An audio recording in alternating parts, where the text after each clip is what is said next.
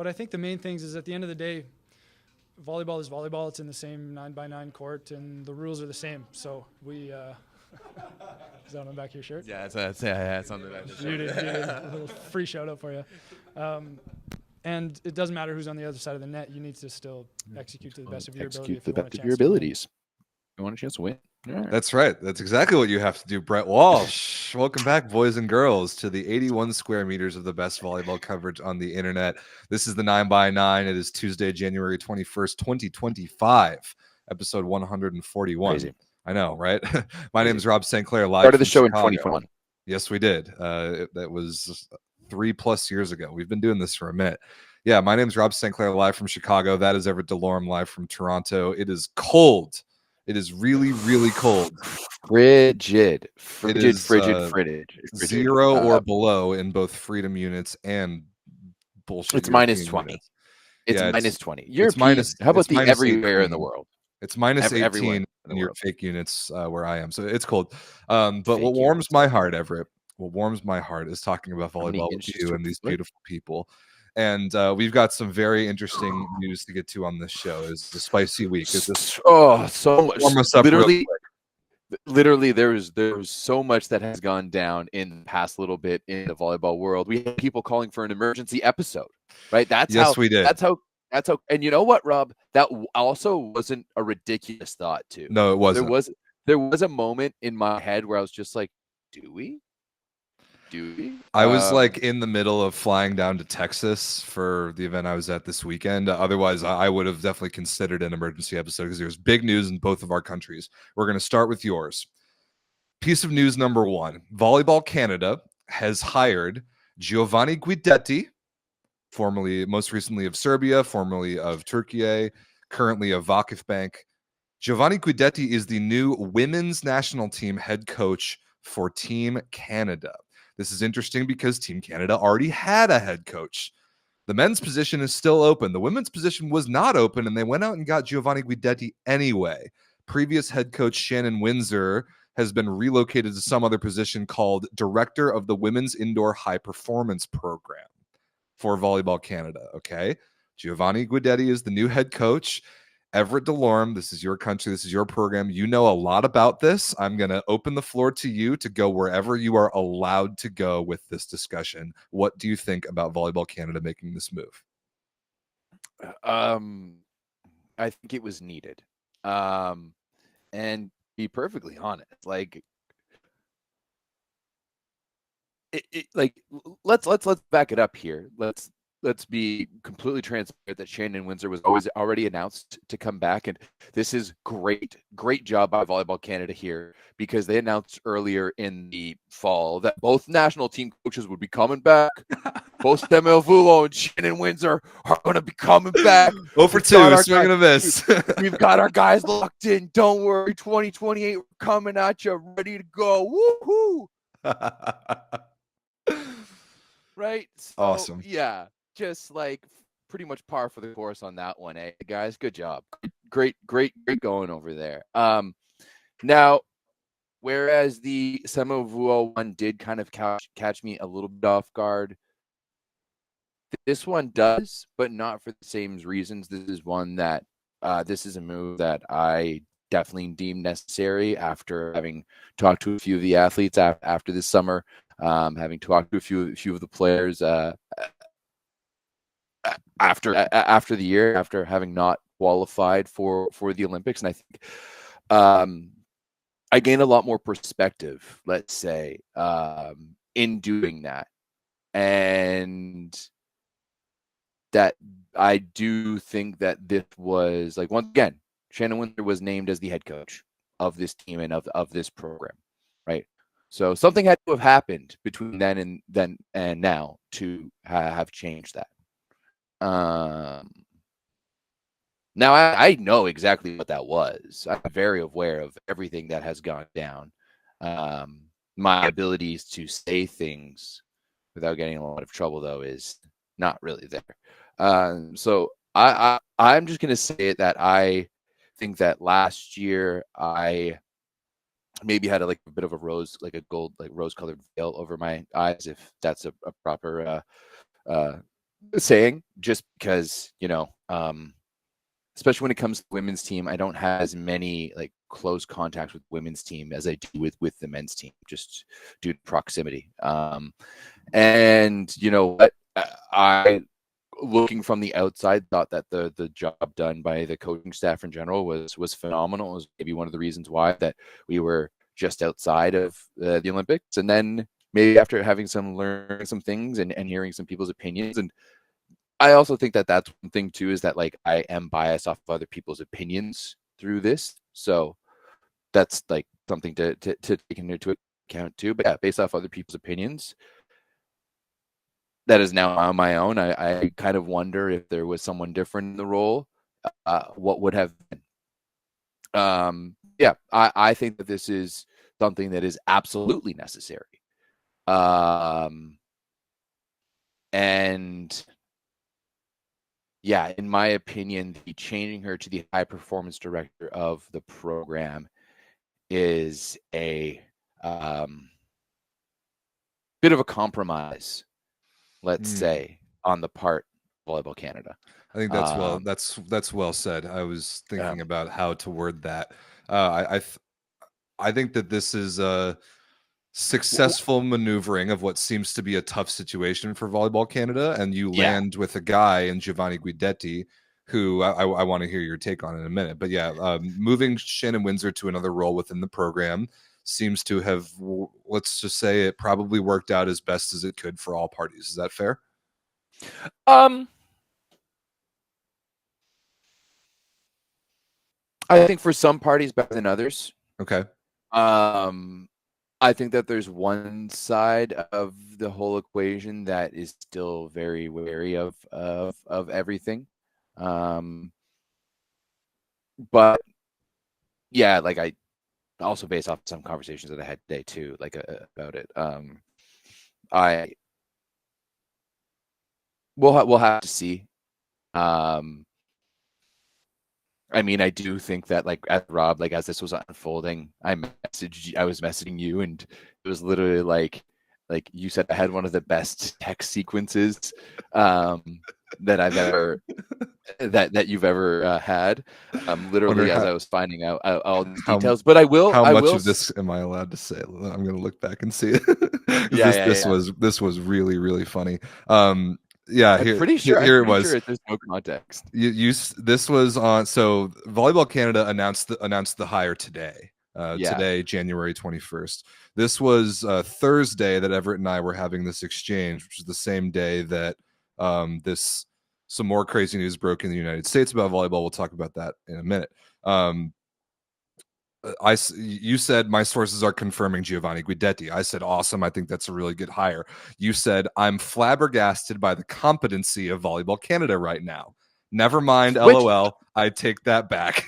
Then they made a different decision to do something else. You said, that's the VC that I know. And then I laughed because it was really, really funny. Just the abrupt and immediate turnaround of, you're like, wait a minute, Volleyball Canada made a competent move? Oh, wait, no, they didn't.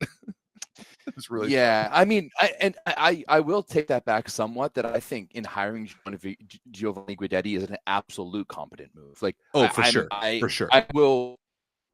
I didn't think that making a hire like this was possible for this program, regardless of all of the near success that they had last year and all of the growth and everything. And, I think maybe the fact that he's playing with, he's coaching Kira at Vakufbank this year, that probably comes into a factor. For you sure. Had to coach Alexa Gray. You've got, Anna Schreck coming in. You got Bree King, who's arguably, maybe a top 5 setter. O'Reilly, really sorry, Bree. Yeah, I gotta train myself out of that one too. But yeah, and I think that there's a lot of good things happening there, and I think that there's a lot of good things happening on our junior side. So to have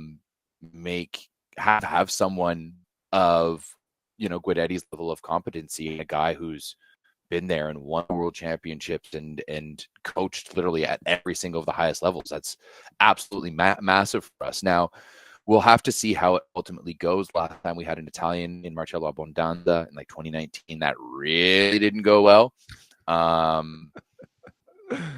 And from my understanding, it resulted in the exact same process, let's say, as it just happened with Shannon Windsor. So I think that this is going to be a really interesting one. Now, to me, Everett, hiring Giovanni Guidetti, given the circumstances and the timing, is really like on par and very similar with the men hiring Tomas Samovuo. Like the timing of which, and the pedigree, the European flair, the background, and then the timing, it's pretty similar, except in the place in the Olympic cycle in which this is happening. That's obviously a huge difference. I think for me, because like Samovuo had a direct link to Volleyball Canada with Glenn, and I mean, like, by a lot of reports, it sounds like Volleyball Canada tried to get Samovuo right as soon as he was done with Russia, which, as I remind you, was when they had, Ben Josephson was newly under contract. So just something to keep in mind in everything. So I think there's that. Whereas, like, to me, Guidetti comes completely out of left field. Like, I think the only relationship there is with Kira at VBTV. But once again, like, I will actively give credit to Volleyball Canada for this and making this move. Because I know that there was some pushback, let's say, when Shannon was announced as head coach. And once again, Volleyball Canada's credit, they actually heard their athletes and listened to them. And you know what? Like, I can't really say negative things about that. I know that this process has been difficult for a lot of people, but ultimately, like, I think that other than a few specific individuals, that everyone gets, everyone comes out the better. Like you said, like, this team picking up Giovanni Guidetti at this stage of where they're at is actually massive. I think it's huge. And you know what? Maybe, and I know that, with the men's team, Julian has always had that, like, direct, like, high performance director type in Julian. And now it seems like the women is going to be able to get someone directly there for them in Shannon, which hopefully means that the things won't fall through the cracks as much, because Julian will have less on his plate. So hopefully this is a good for everyone. I think,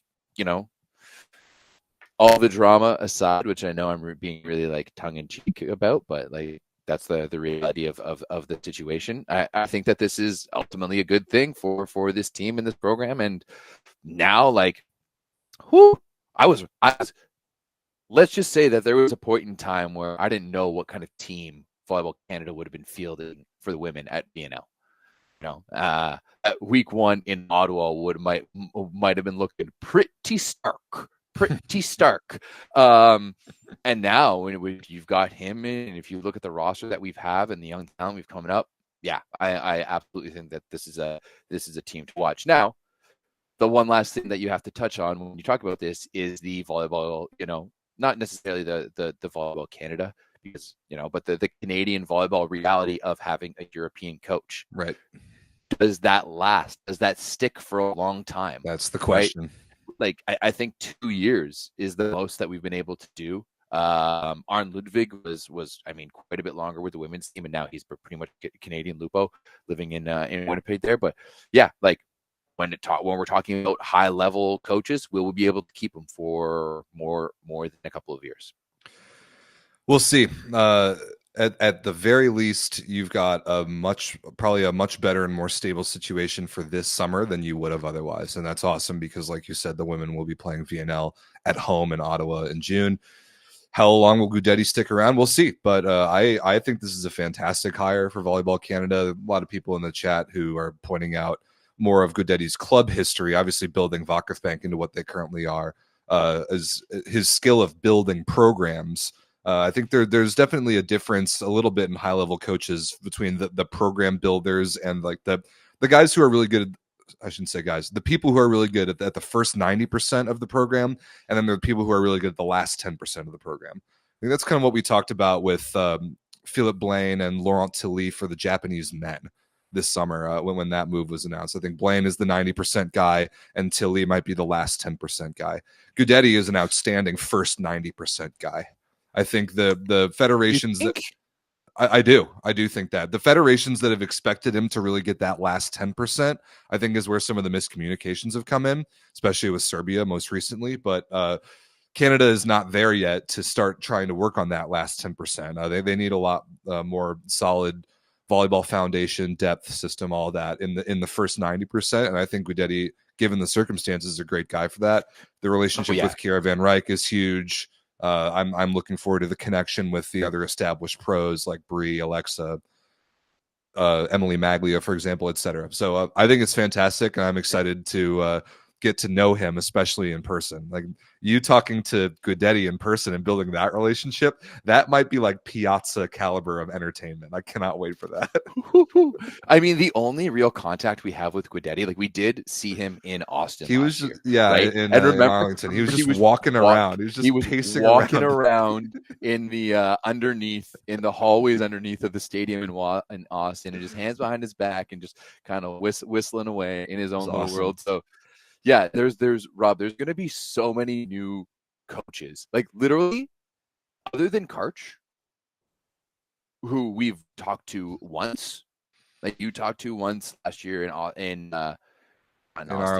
Then I chatted with him over this weekend really briefly. I talked to him when we were both in Texas, but yeah, we've got a lot of fun and interesting relationship building to do with all of our head coaches, and the last domino to fall will be the Canadian men, and that one hasn't happened yet. Who would have thought after the Olympic Games that Volleyball Canada would hire a new women's head coach before a new men's head coach? It's pretty crazy. Do you have anything else to get off your chest about this, or can we move on? No, but like that just like kind of sent me to a spin what you said there, and I do think that given like what was happening on the back end, that like you kind of needed to take care of the women's job first. And the reality is that like if I'm gonna say it, like Arcus is done, right? They're moving down to the second division. Right. Glenn won't be coaching there next year, probably not. Like everything's pointing to Glenn coming back. Oh my with Dan Lewis as his assistant coach. And getting him ready to be the head coach. So we'll see on that. But I'm done talking about Canadian volleyball. Okay. All right, let's switch over to your new head boy, to Giovanni Guidetti's home country. Let's talk about Italy.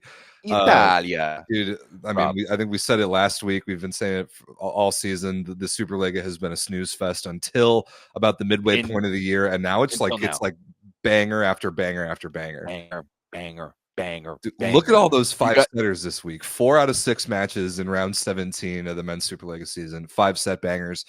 Some very interesting ones. Hashtag TGE, the Grottazzolina experience continues, taking Trentino to 5. Goodness. Oh, it was so Perugia close. drops 3 points to Lube. Like, let's just start there. Let's just start there. The man he's on the thumbnail, Mr. Mattia Botolo. It was, you know what? I have to really give credit to this Lube team, because this is a team now who's won 5-0, and they have just cooked. This is a team that has really started to come together. They're playing that awesome. has really started to figure it out. They did lose to Monza 4 games ago in a 5-setter. They've won 3 in a row against Verona, Cisterna, and now Perugia, which is an enormous, like, potentially season-defining win. And then they're going to head into the Coppa Italia this weekend and take on Trentino. And I think a lot more people should be giving them a chance to win that match than would have if you asked like a week or 2 ago. Oh yeah, for sure. And Mattia Botolo, man, what like a renaissance of his career this year. 20 points, 15 for 24 attacking, 1 error only, 3 stuff blocks, and 2 aces. He was absolutely magnificent. And if like a performance like that, to me, single-handedly puts him back on the Italian national team. Like, if that is possible, he's got to get back in the mix for the Italian national team. Yeah, honestly, I think you're not wrong on that. By the way, they have won 5 in a row because their 5 games ago was their quarterfinal in the Coppa Italia against Milano, which they won, and they also won a European Cup match in that time. CV Cup. All right. Whatever, they've won 5 matches in a row, 5 legitimate matches. There's no way you can debate that with me. But right now, this team, I fully agree with that. Botolo is the long time there was that like Ricine, Ronaldo, Botolo, like second guy group. And when you look at the Olympics, like they went with Botolo, right?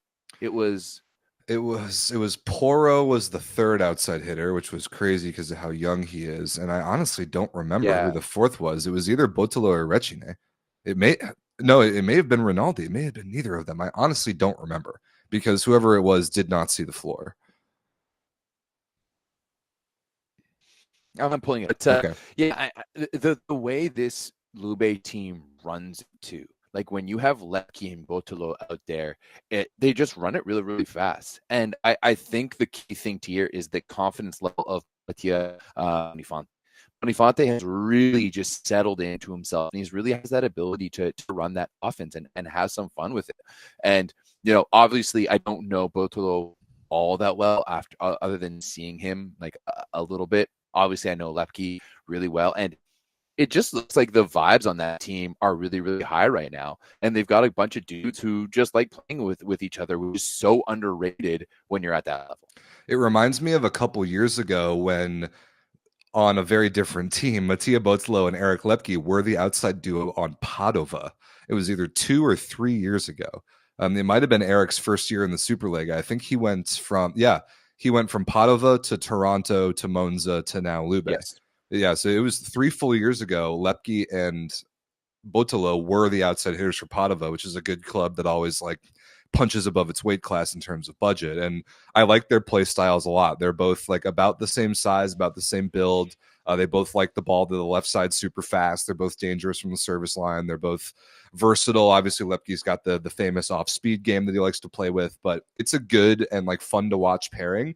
And the development of Mattia Bonifante is the perfect setter for that when it's looking good.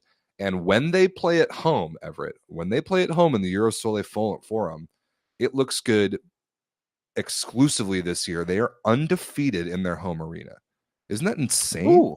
I think they might be the only team in volleyball where that's the case. Wow. You go to Civitanova Marche and you lose, like straight up. Okay. I mean, they just did it against quote unquote the number one team in volleyball. One last thing to say here about though is that this team also like they have so many different looks, right? Because I think their scoring is actually quite varied across all the positions. Like you can have a game where it's very Lukumja heavy and you're just feeding the ball. Don't Bonif is that comfortable setting on the right side for a guy like Lukumja all that well. Like I do see that there's a little uncomfortable, and Lukumja has to kind of check his approach once in a while. But man, like especially this one, both on the left side, both Lepke and Botolo hitting over 60%. That's absolutely nuts. Each of them only getting blocked once a piece with no errors. Like that is, there's so many different looks that this LOVB can do. On this side of the net, Perugia went from being, the unquestionable best team in the world to now losing 2 in a row. Does this worry you? A little bit. So on the Perugia side, they didn't have Ole Plotnitsky, who has been probably the second best outside hitter on the planet this season, behind Micheletto. And they didn't have Wasim Bentara. So they rolled with Jesus Herrera, Ishikawa, and Semeniuk on the left sides. They did get Roberto Russo back in the middle, which was nice to see. I mean, Herrera, 18 for 32, 7 errors, 19 points total. That's fine. Kamil Semeniuk, just like he's having one of the most forgettable seasons I've ever seen for a player of his contract. And then Yuki Ishikawa goes 10 for 28 with 11 errors and gets stuff blocked 7 times, hitting in the negatives.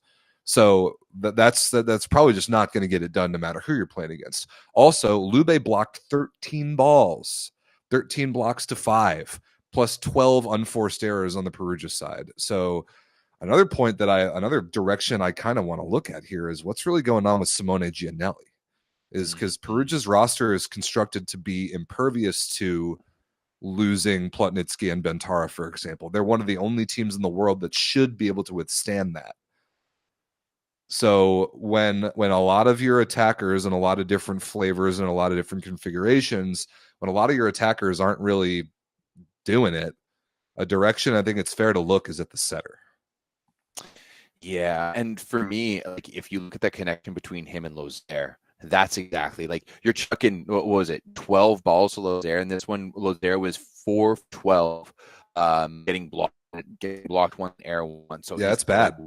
Like a 15%, yeah, and like Lozère, when we've all seen what Lozère can be when he's with, like, look at how Lozère was when he was with Poro this year, and you're just looking at just a great connection there with Lozère in the middle. It hasn't been too bad over the season. Like if you look at some of the numbers, this is actually their worst match all year in terms of efficiency. I'm sure it was 4 for 12 with 2 errors is bad for a middle, for a really damn good middle. That's bad.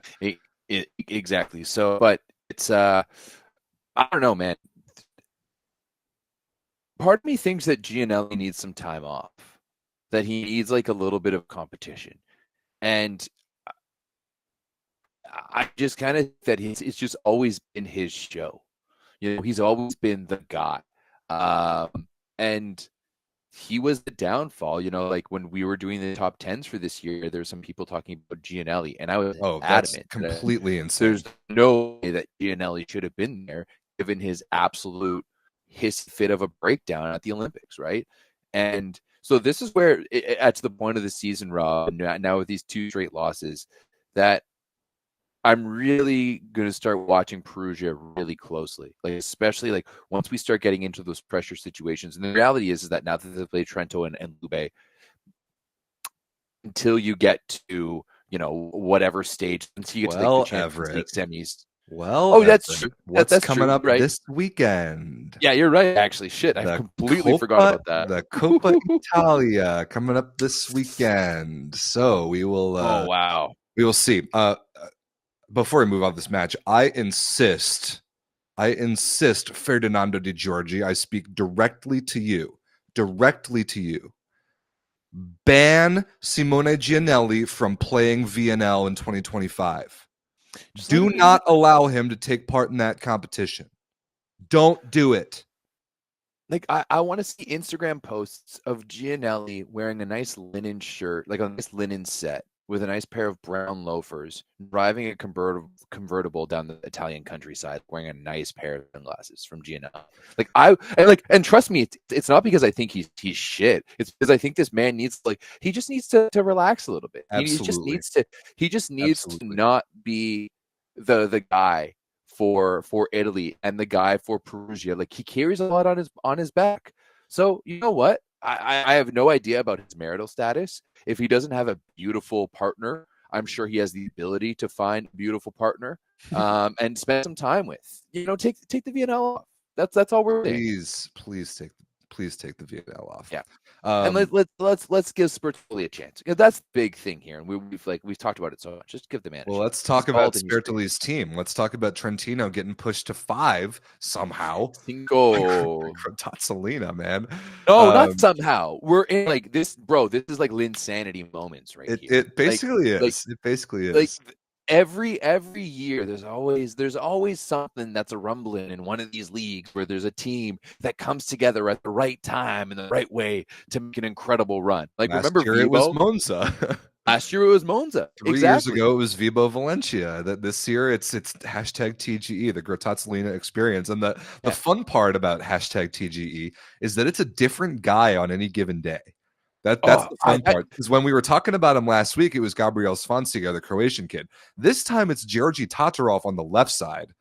He's Bulgarian, isn't he? Yeah, he is.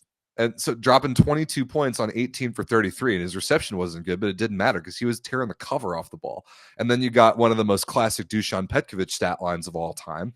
15 for 40, blocked 7 times, 5 unforced errors. Fedrizzi, who I've really liked this year, was good again. Like this is, and then Everett, I heard a rumor. We don't talk about transfer rumors for the following year, but let's just say your boy, Danny Demyanenko, the season that he is having is going to reward him. Let's put it that way. Good. 6 for 9, Good. 4 stuff blocks, 2 aces. How about that middle stat line? Bro, he's been one of the best. He's been one of the best stories this year in Lego Volley. Like I absolutely love him. He's been one of the best middle blockers too. I say it time and time again, just a dude who's gone out there and grinded. I remember back in the day when he was still in university, or even like early days, and people being like, "No, you should go to the beach because you're not going to be big enough to play indoor." And truthfully, I was one of those people thinking the same thing too. Like, you're going to be phenomenal on the beach. Go play beach.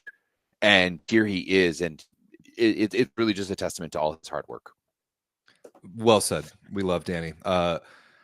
As much fun as it has been to watch Gratazzolina, and as good of an achievement as this is, because again, the relegation race in the SuperLega is ridiculous. And Gratazzolina right now tied with Padova 2 points out of a playoff spot. Trentino did win this game. They won at 15-12 in the fifth, and Alessandro Micheletto is the best player on the planet. He dropped 27 on 24 for 37 attacking. Blocked twice, no unforced errors, plus 3 stuff blocks. Like that, the man is just on another planet right now. But the also too is just like on the eye test. Like we've had a lot of different types of guys who go off, who dominate, in multiple leagues. But Micheletto just does it at another level of execution altogether. And that's where seeing him play in person, you really get a sense of it. This dude has every shot in the books. He can pass, he can play defense, understands the game, and this was perfect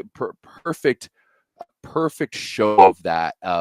Where it didn't matter what TGE was going to throw at him. And, they're feeling it. They're in the throws. They're up against Trentino. They're going back and forth. On the road. They got knocked out in the first 25-12, and they got back up and won a second. Like, they forced a fifth set, but doesn't matter. When Micheletto was back there and he's in his bag with the way like that, and the guys around him were playing well, decently well too. Yeah. And that's one thing to note, is that there's been too many times this year where the guys around him haven't been able to get the job done, whether it's, Richardsley and Garcia on the right side, or a few times it's been Lavia.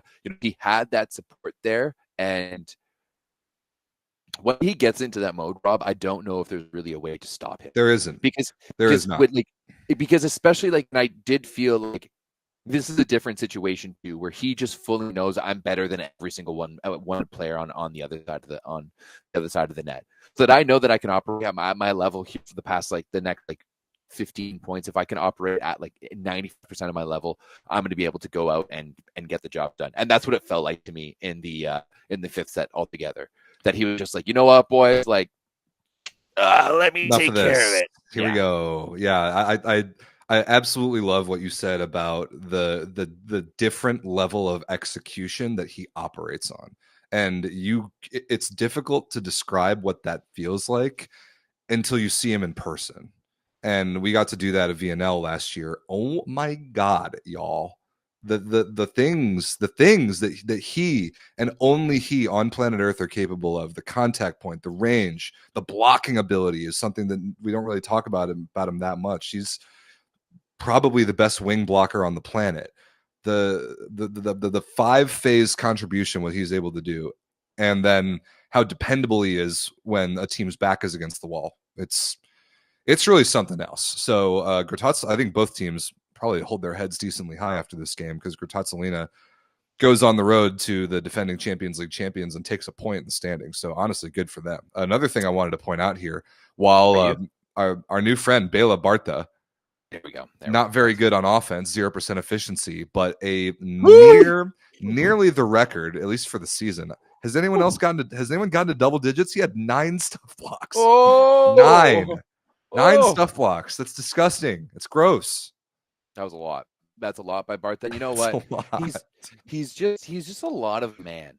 He's just a lot of man. He is your quintessential Eastern European man. And I love watching him. He's an entertainer, he's a performer, and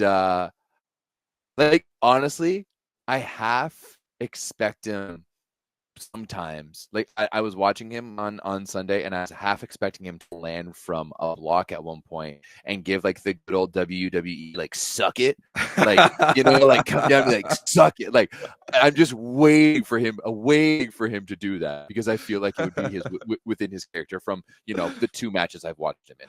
Yeah, he's fun, man. 9 blocks is a hell of a performance.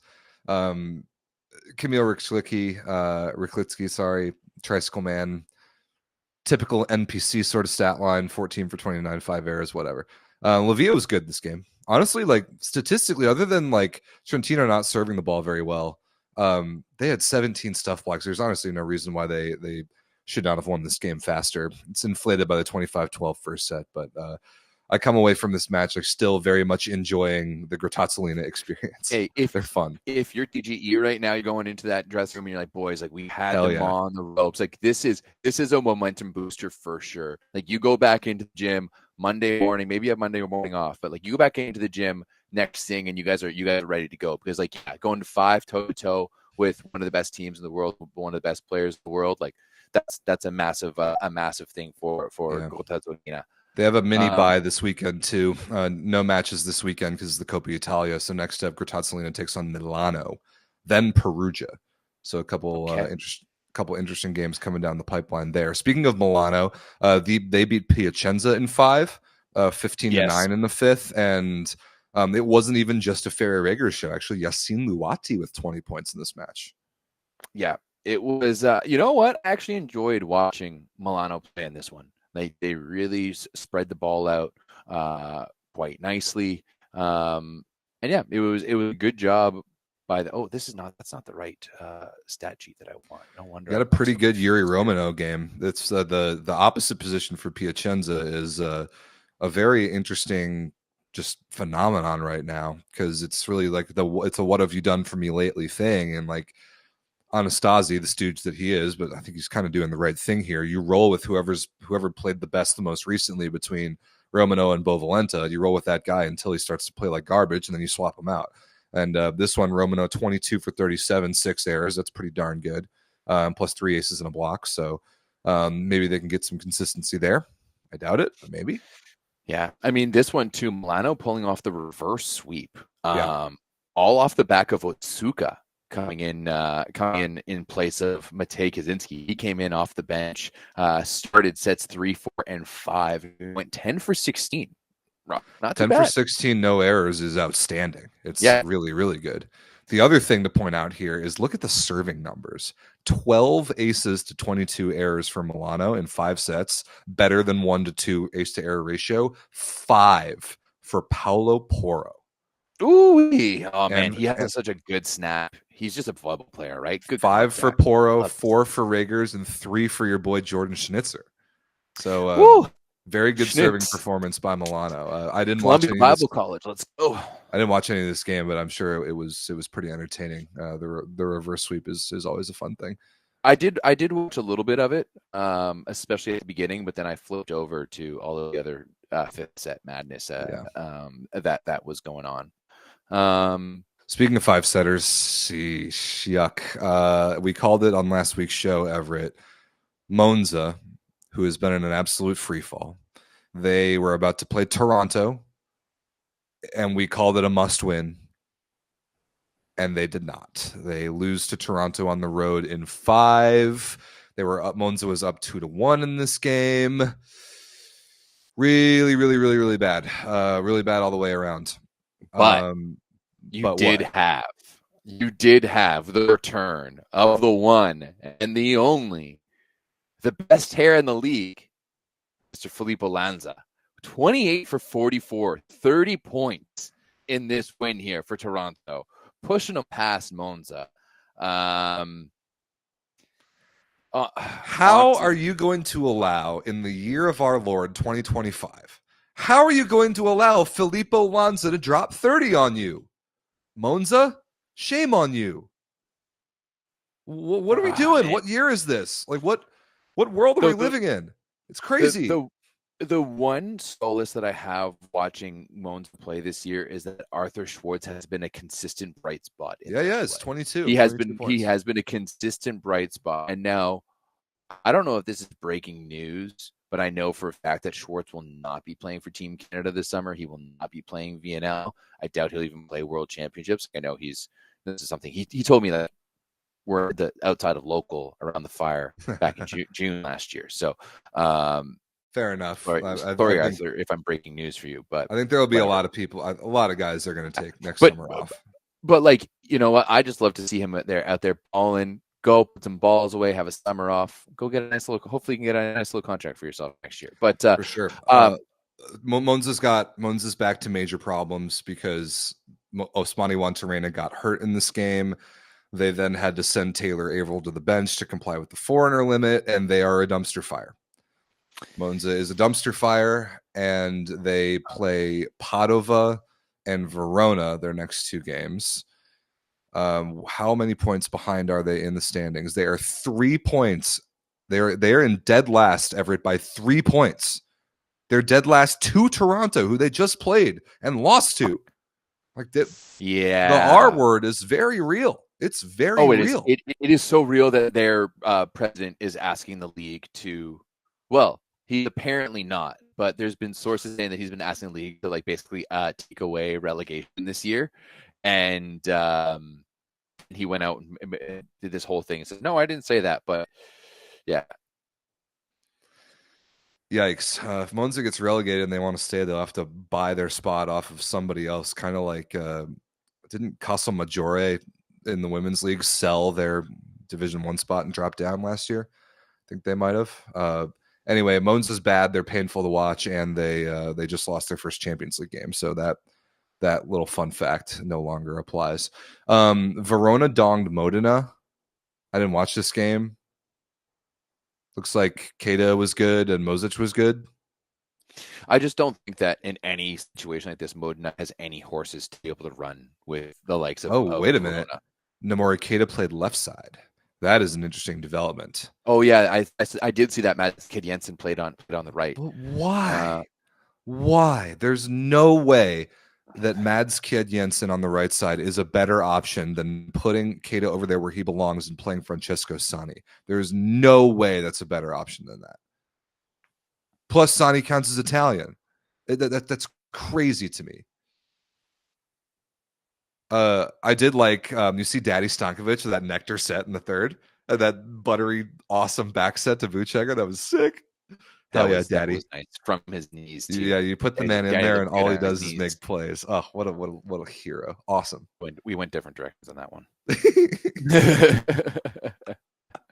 Yeah, shout out Luke. Luke DM'd me that clip on Instagram because I wasn't watching the game. It was. Side note, if you guys have like good clips for anything, just let me know.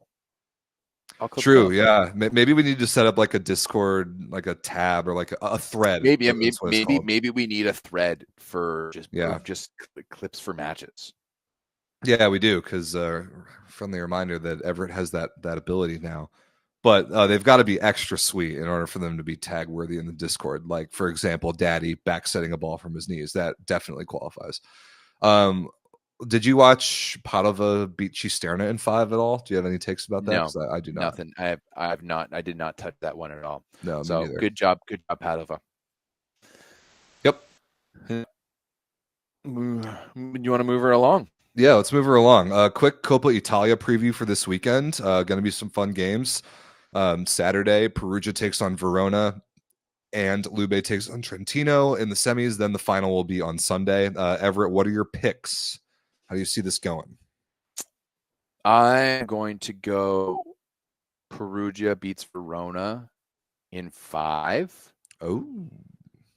I think it's going to be spicy too. And I think LOVB beats Trentino. That one's going to be interesting. LOVB beats Trentino. What score? What's that score? 4-1. 3-1. 3-1. Okay. And then how about the final? Then Perugia beats LOVB. What's the score? I'm writing these down. 3-0 or 3-1. Ooh, a dong. Okay. Yeah. I think Perugia gets scared against Verona. It's also gonna have to see what that roster looks like for Perugia. But Yeah, here's a little bit of context, just so everyone knows. The history of the Coppa Italia, has most with 13. LOVB in the second with 7. And then there is 3 teams tied with 5. Parma, Sicily, which is known as Treviso, and then Piemonte. Those 3 cities have 5. Perugia is sitting in 4th with 4, and Trentino is sitting in 5th with 3rd. So all 3 of those teams are looking to move up the ranks a little bit, except for they've got a long to go. Verona never made it to the finals of the Italian Cup, from what I could see. Okay. Last time they made it to the semis was in 2005, and to get that semi match had upset Perugia in 5 in the quarterfinals. Someone's been digging into Coppa Italia history this week. Oh, just a little bit. A little bit of on-the-job research. Yeah, so I do think that the way that this Verona team has one direction, one speed, and they just go straight, right? They play with safeties off, and they're going to be able to take it to it. But this Perugia team is struggling a little bit. We know how this team can play under pressure sometimes when Cerci really gets on them. We know how important the Italian Cup is, and we've talked about it before on the show, but how the Italian Cup in some ways means more than the regular season, means more than so much for these clubs, because it's the one time that they get to play on that national stage, right? Yeah, the average Italian deal within Italy, yeah. The average Italian probably won't know who wins the Scudetto, but they probably will know who wins the Cup. Italians in the chat, tell me if correct me if I'm wrong. So yeah, I think that there's going to be a little bit of pressure there, and that there's Perugia going to need some late game heroics, because Mozic and Keita have been going off. And on the other side of things, I think LOVB is just feeling themselves right now. I think they've got a good rhythm, and that they're playing in a neutral site, and that they're going to have some good times with that. And then in the finals, I think Perugia is just going to be no. Bah! Yeah. we got over our scare with Verona. Now we're here to dominate you. I've kind of got the opposite side of this. I think Perugia takes care of Verona 3-1, because Perugia is basically what Verona wishes they were. It's not a good matchup for Verona, in my opinion. LOVB, because they're not playing at home, I don't think they will put up an exceptionally good fight against Trentino this particular time. And then I think Trentino beats Perugia to win the thing. I think this is Alessandro Micheletto's tournament. Okay, I like how we don't usually we're pretty step in line with our predictions, but we're pretty much going almost complete opposite with this one. Yeah, all right. This time. We'll get also, I'm putting this out there right now. If I see one more comment in this live chat about transfers for next season, I'm deleting the chat entirely. There will be no more chat privileges. I'm taking it away. Stop talking about this garbage. Why? Let them chat. That's what the Discord is for. Get the shit out of here on the show. Get us live. Every time they talk in the chat, it shoots it out to YouTube. So yeah, keep talking about it. I'm gonna talk about literally anything else. Talk about this, for example. Imoco Conegliano is a wagon. They are a wagon of all wagons. They are 30-0 this season across all competitions. They straight up embarrassed Scandicci this weekend.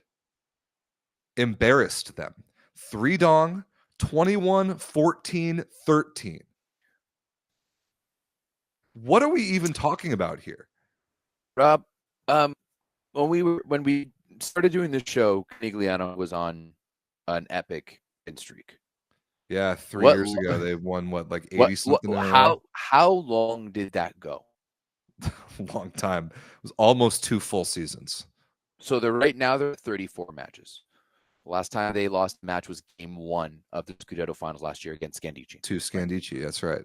To Scandicci. Right now they're on 34 straight matches. Only thing that I can compare this team to is that team that set the all-time record for wins, for straight wins. And guess what, Rob? I think this team is better. I think they are too. I think that what you have here in this Conegliano 2024-2025 team might be the best women's club volleyball team we have ever seen. When you look at this roster up and down, with Hawk and Zhu Ting and Gabi and De Gennaro and Voloj and Luke Schick on the bench. Like, what can you do? There's nothing you can do. What can you do? Then you add into the fact that this collection of players is playing for the best organization in volleyball. Men's, it doesn't matter. Conegliano the best. They set the bar. And sorry, Cersei, that's the truth. I know you watch our show, obviously. So, and to boot, just the cherry on top, you have the best coach in the world. Yep, the best coach, the best coach in the world.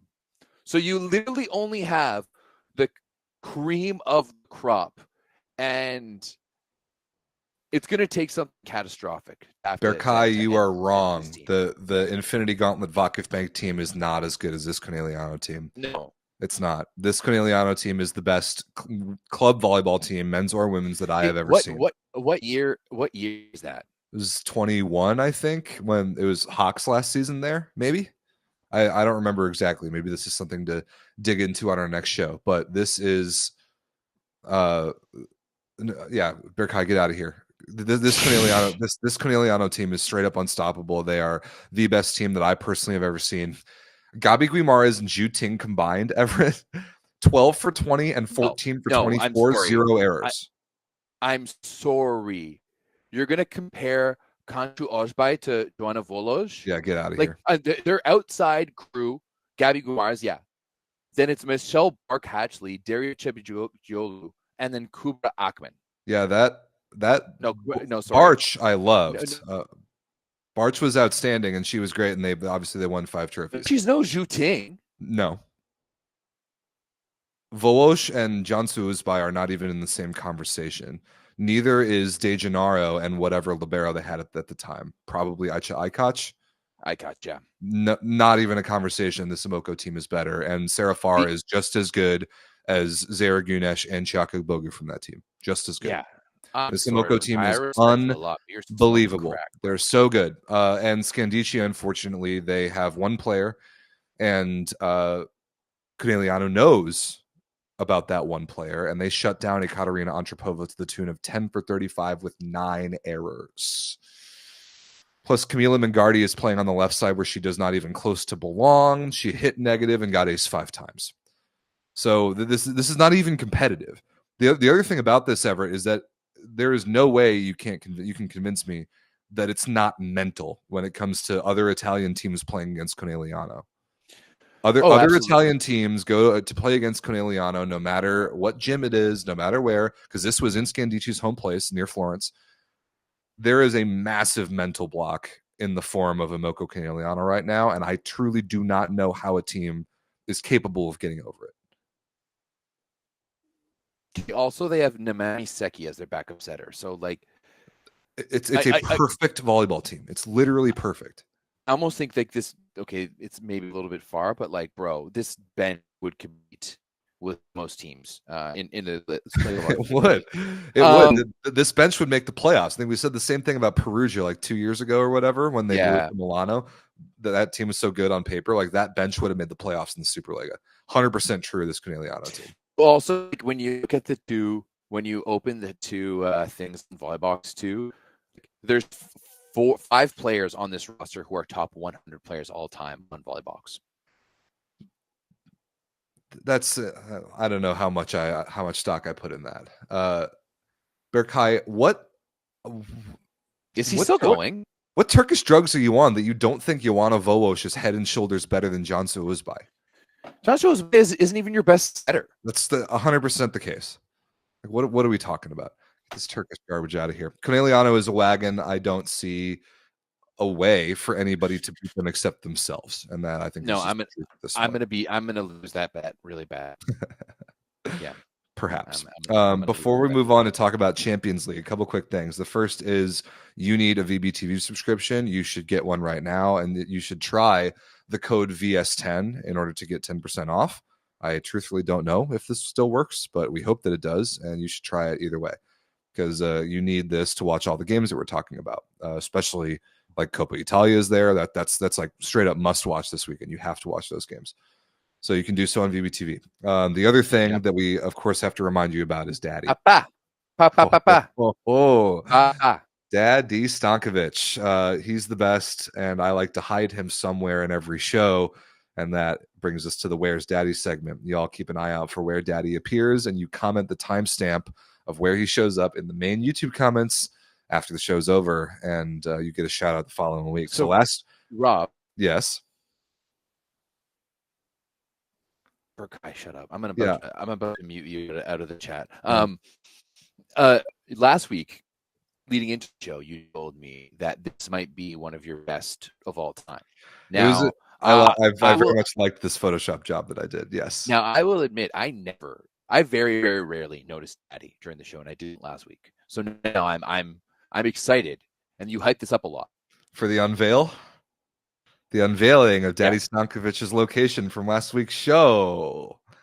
Bang! There he is, inside the number 6 of the League One logos from last week. I think that's your best one. I really like this one. This is a very fun one. The only one that I can think of off the top of my head that was close to this good is, remember at Olympic qualifiers that in Japan, that like big like circular mascot that was walking around? Oh yeah, you were in the eye. I photoshopped Daddy into, because he was a big white circle and he had black eyes, and I photoshopped Daddy into one of the eyes one time. That was a pretty good one. But I was very proud of this Photoshop job for Daddy inside the number 6. Our friend Jackson Jr. from Brazil found him. He says Daddy is in the number 6 in Madison League One. Good job with the Photoshop. Thank you very much. So let's see if I can top that with my Photoshop job this week. Keep an eye out for Daddy Stankovic and comment the timestamp of where you find him in the main YouTube comments, not the chat, the main YouTube comments when the show is over. It's always a fun little segment. Yeah. See his jersey. I'm chirping kind of the chat. All right. As well he deserves. As well he deserves. All right. Going from that, Rob, to Champions League. Champions League. Yeah. Actually, last week's Champions League it was actually pretty fun. There was actually some fun stuff. Gießen taking down Fenerbahce. Let's go.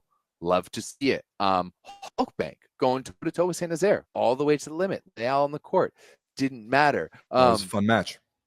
The Wars Showdown, which everyone thought was going to be a banger, was an absolute snooze fest because Joe just came out and went bonk, slap, and absolutely slapped Lundberg. It wasn't even close. And then Monza had talked about how they are undefeated at the Champions League, and they got slapped around by Old Man Tragica and Olympiacos. Old Man Tragica. Wow, yeah, what a week this was. Honestly, it sets up for some pretty fun drama going into week 6 of Champions League. The Chaumont game I was very interested in because Everett, I don't know if we've really done a good enough job in talking about this. Up before this week, Chaumont was 0-4. They were 0-4. They literally hadn't won a game this year. They got reverse swept by Lundberg. They got donged by JW. They got reverse swept by Sofia, like a Bulgarian team. And then they got beat by JW in 4 again. So they needed this win. This was literally a must-win game to get 3 points against Joe and Lucas Massa's former team in Lundberg, and they did. Now, Chaumont plays Sofia next week, and Lundberg, who's 3 points ahead of them, plays JW. There is a chance that Chaumont can at least tie them in points, but I think Lundberg will still have it in win-loss record tie. So, like, Chaumont is definitely alive for that 3rd place spot. I'm interested in that. And did you see the play that out of system clip that was so sick? Joe Worsley, position like in the right front position 2, takes an off speed ball. He's a front court setter. First contact, he chucks it to the left side. All right. So we've seen that before. You've seen that before where like he chucks it to the left side on one and lets him hit it. Instead, I think it was Matisse Heno dishes it to like basically an inverted quick ball to Massa in the middle. It was fucking awesome. Wow, I don't swear very much on this show. It was awesome. I did see it on your story. It was sweet. Such a sweet play. That. Yeah, that was absolutely unreal. Yeah, it was cool. I love option plays like that when the hitter, like especially if it's a left side hitter, dishes to the middle. Ooh! I don't think I've ever seen that before. We've seen a lot of dishing out of the pipe. That's the Irvin Ingapet play that everyone runs now. But I don't think I've ever seen the left side dished in the middle. So that was awesome. Shout out to Chaumont for that one. In that same pool, JW JW takes on a Bulgarian team and needs 5 to get it done, man. This was weird. I was not expecting that game to have any drama whatsoever. I assume this was in Bulgaria. Yeah, it was. So Sofia is actually a pretty gnarly atmosphere. I remember seeing Chaumont get beat there earlier in the Champions League season. So Sofia is no joke at home. But this is JW we're talking about. This is a team that like has aspirations to win the tournament. Yeah, you know what? I think part of it too is like it's a long PlusLiga season. You have to get and like I will also say that like oftentimes if I see players posting on Instagram about the flight they're taking, it's like oftentimes Ryanair. Like, you know, there's just a lot of travel. So like I can see not wanting to travel to Bulgaria in the middle of the winter and go have to play in Bulgaria. That makes sense to me a little bit on that side for JU. So I'm not worried about that. If it would happen again, then maybe, but one time is a thing. Some guy named Venislav Antov had 7 aces in this game. Classic Bulgaria. Right? Classic Bulgaria. And you know what? He probably can't do much other than just like bang balls. You know, he is an opposite, so that definitely makes sense. Yeah. Now, and the ghost of Todor Skrimov is still going at it too. Man, what a and awesome. the reality is that if he's like really if he's a really good Bulgarian opposite, he's either really tall and wiry, like Sokolov or like Radov or something like that, or he's like shorter, like a 6'5", 6'6", bit a little bigger, a little stockier with crazy hand contact and good snap. And I'm willing to bet just from those numbers alone and nothing else that he's this latter. Yeah, I would bet that as well. Yeah, I can totally see it. Let's see what else. Other few, so Berlin gets a nice little 3-1 over Mosaic. Jay Kane's 28 points, not too bad over there. 27 for 42. I think you're looking at a previous week. They played Ljubljana this week and they donged them. Mosaic put up not really any fight against Warsaw. You're right. That pool has not been even remotely interesting, except for when Berlin and Warsaw play each other. The stupid Monza pool. This is a funny one. Like this pool has been so bad, and then we had 2 kind of weird, chaotic games this week. Olympiacos, like you said, with ancient old man Tragica, Atanasievich, and Gord Perrin, who was balling. They take on Monza and take him down for the first time, and then also in that pool, Gießen beats Fenerbahce for 3 points. Yeah, Michael Ayi was unreal in that Gießen one. He was 22 for 40 with 2 blocks and an ace for 25 points.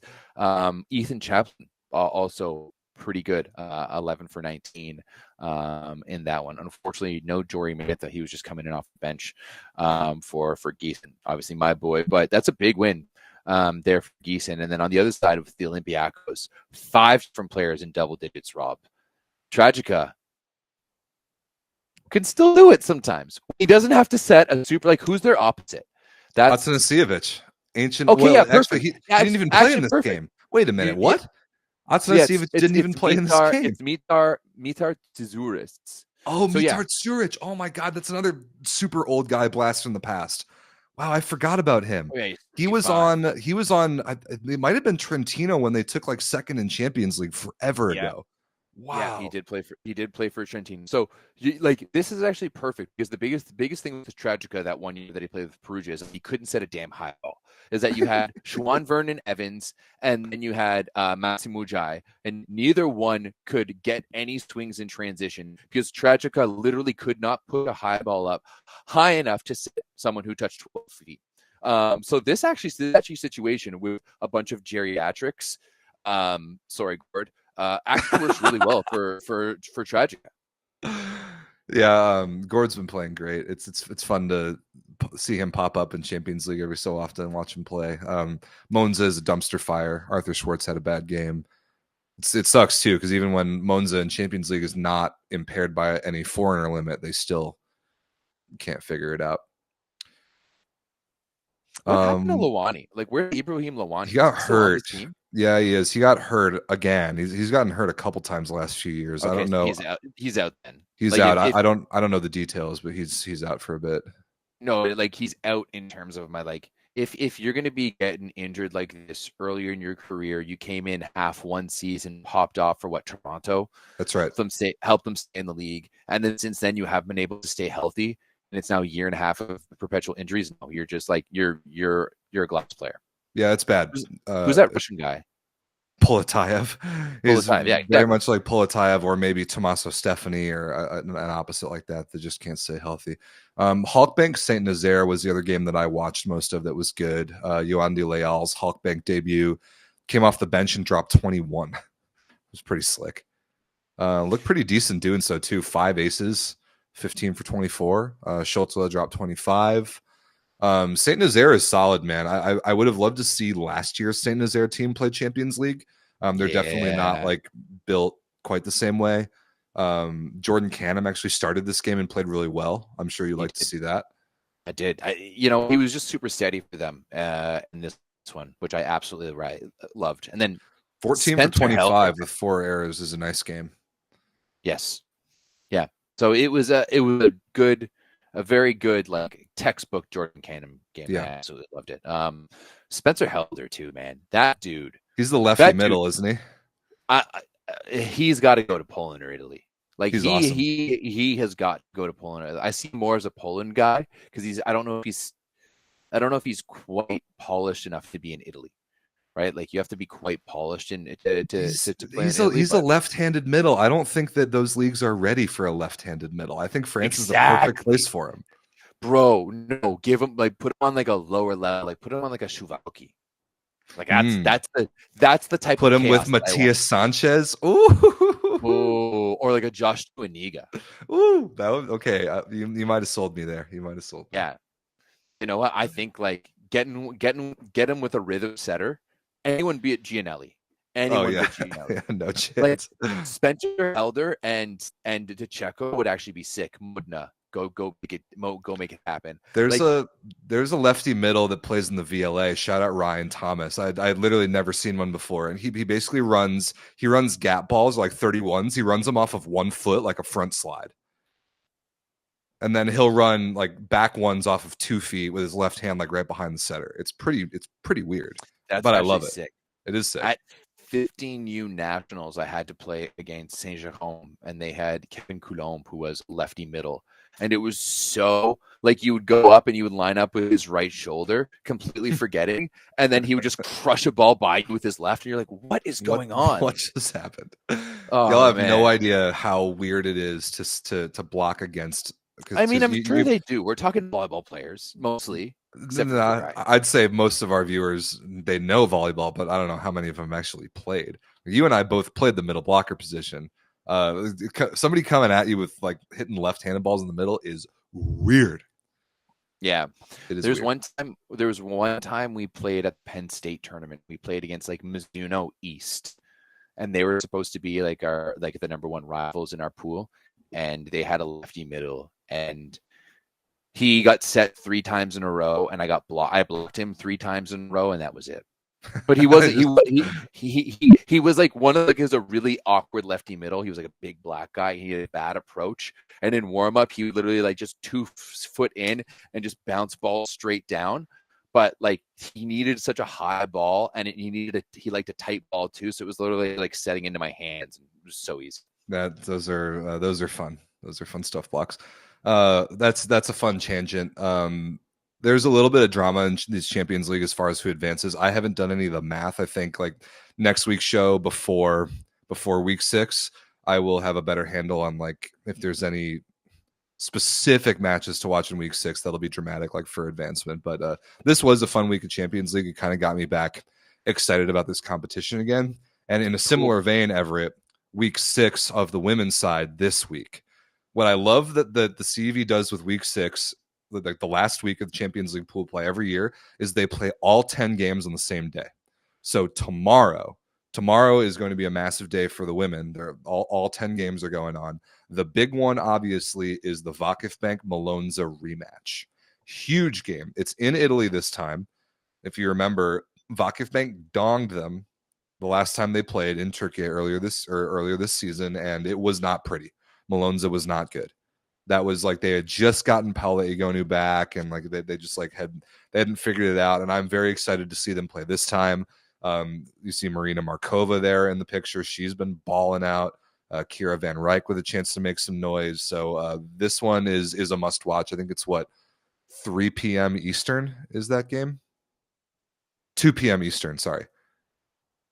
2 p.m. Eastern tomorrow. Rob, we actually got there's actually a few pools that are really up in the air here on the women's pool B. Tent Obernovac and then SSC Palmberg Schwerin, both sitting there with how many points do they have? Yeah, Schwerin is from Germany and Tent is from Serbia, and they play head to head. If Schwerin takes 3 points, then they're like basically dead tied. So there definitely is some intrigue there. Budovani Łódź and then Vasas, who I think might be from Hungary. Yeah, they are. They play head to head. Same thing for it's basically for second place in Pool D, so that's fun.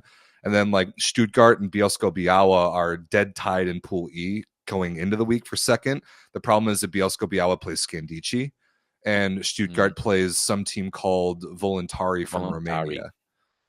So definitely advantage Stuttgart on that one. But yeah, there's definitely going to be some teams tomorrow that make their seasons by getting into the Champions League knockout round. Even if they're probably not going to win the tournament, that'll be a huge deal for those teams that do that. So keep an eye on that. But the big one for sure is Vakifbank versus Malonza. I'll definitely be locked into it. I'm actually legitimately really looking forward to this game because there hasn't been a lot of really good high quality cross-country volleyball at all this year, because the Club World Championship was just the 2 Italian teams, and really the only other game of high magnitude was the previous match in this one, and it was kind of a flop. So I'm excited about this.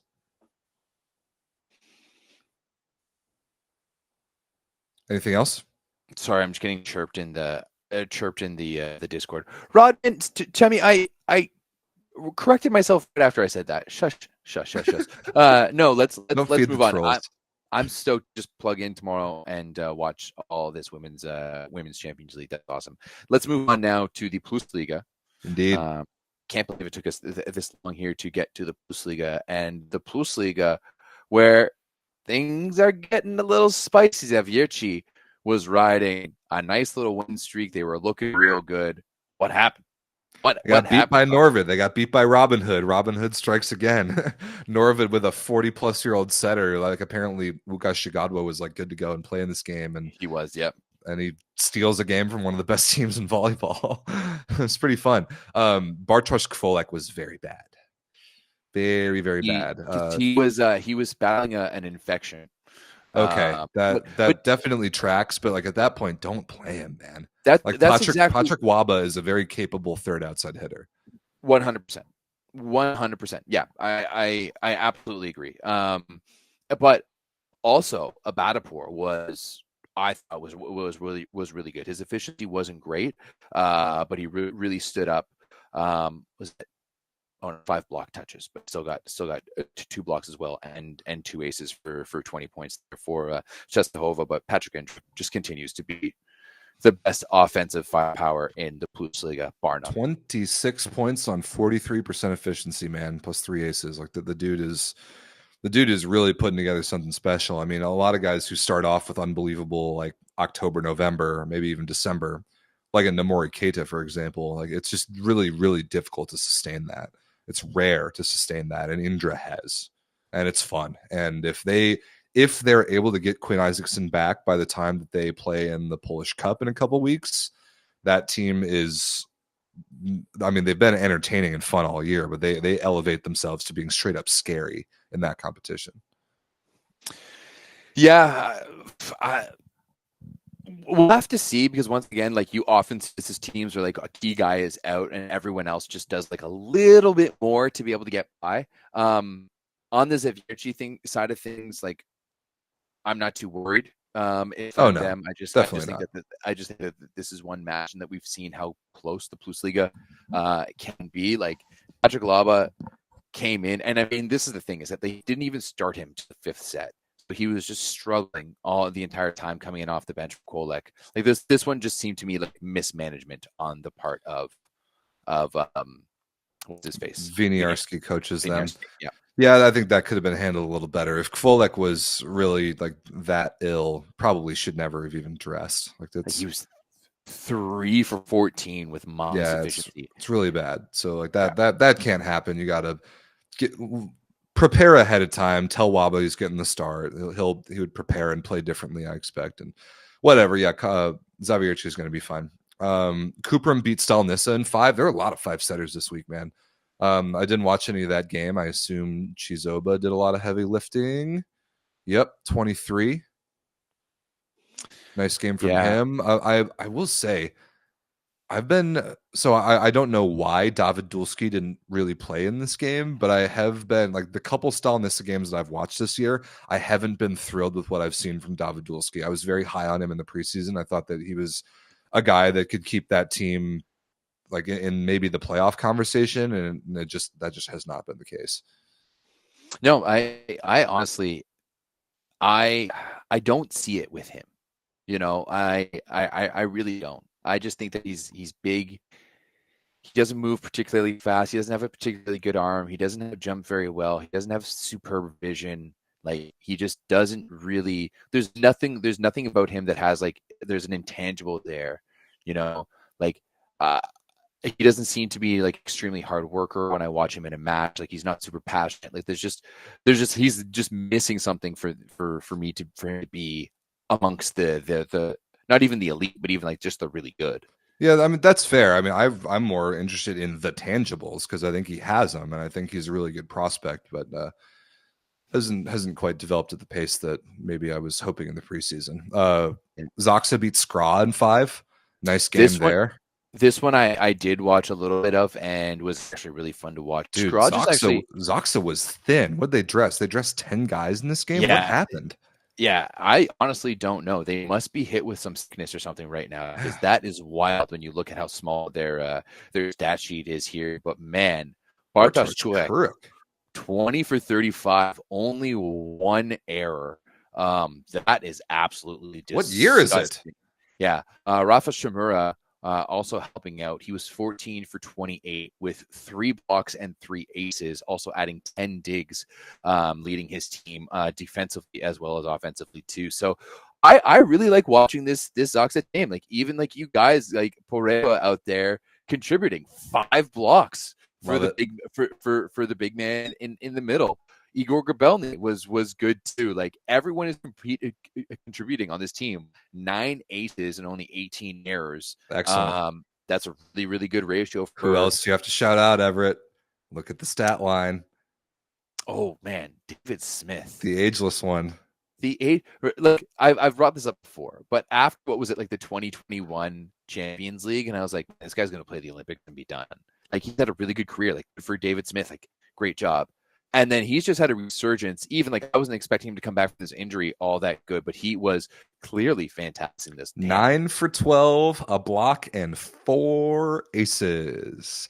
Shout out Dave really Smith. Damn good. He's the man. Such incredible story. Great dude.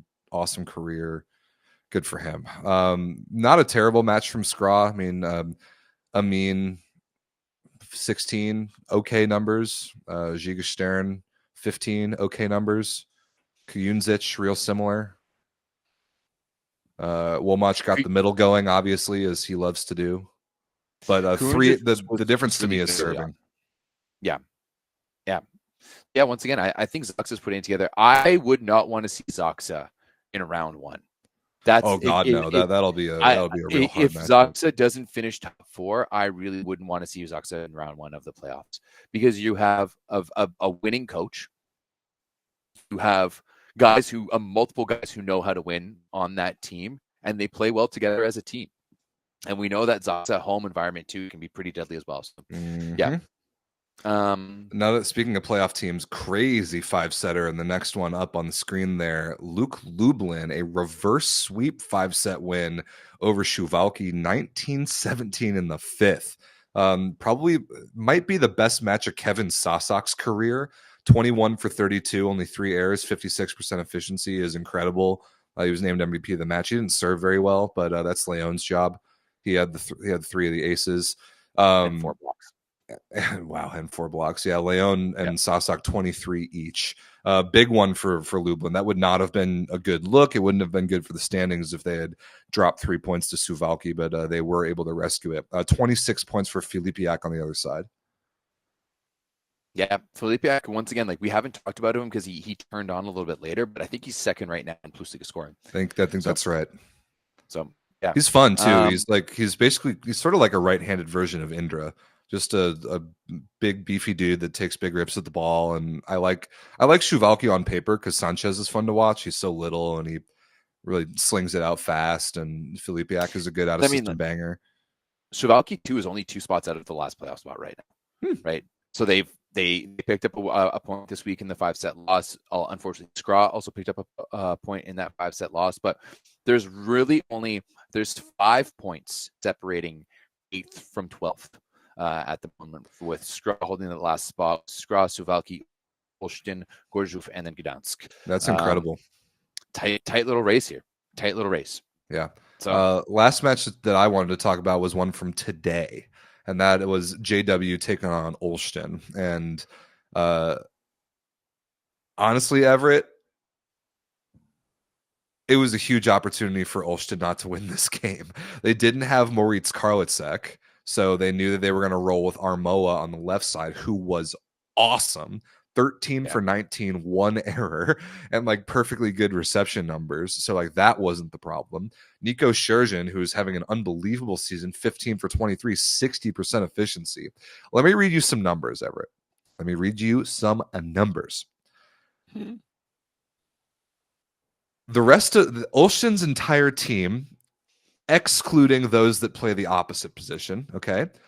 39 kills on 63 attempts, only 5 errors, 540, 54% efficiency for the middles and the left sides, and then Amy Tervaporti. The opposites, Jan Hadrava and Daniel Gansior combined, 5 kills, 31 swings, 10 errors, negative 16% efficiency. If they played me at the opposite position in this match, they win. If Olsztyn plays me at opposite in this match, they win. They should have won each of those last 2 sets, 25-23 in both of them. Probably. Because if they play me, then they don't set me 31 balls. They set the other guys who are better. And they win. You don't think that you're a blocking liability there? No. Maybe serving issue. I would just float serve the ball on the court. What Gansor didn't do anything. Hadrava didn't do anything serving. Neither of them did anything blocking.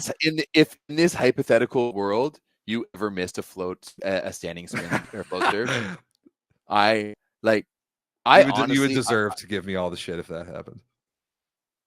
I will I want to do we need to host a grass forest tournament this summer or something, and I want us to be on opposite teams, and I will make sure that air horns sound whenever you miss standing float serves. I don't stand float serve.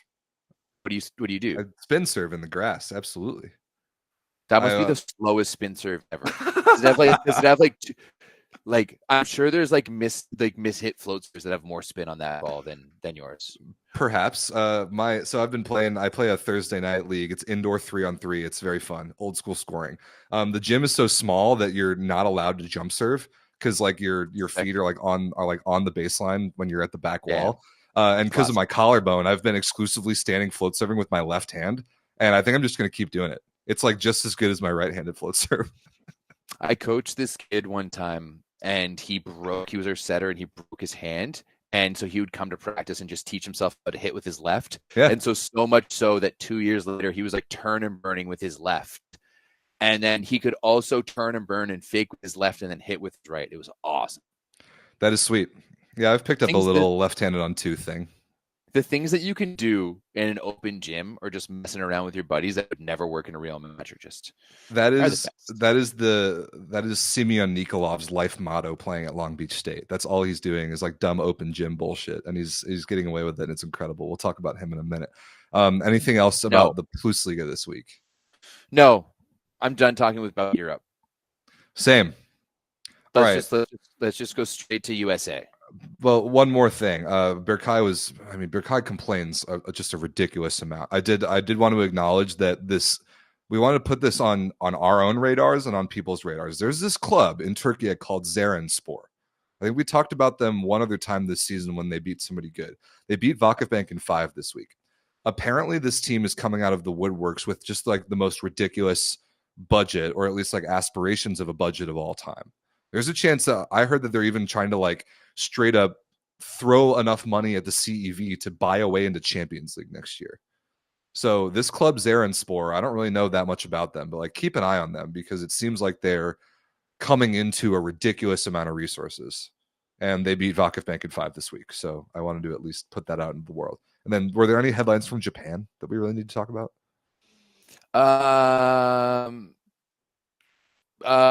Actually, yeah, Falco had his career high 39 points. 39?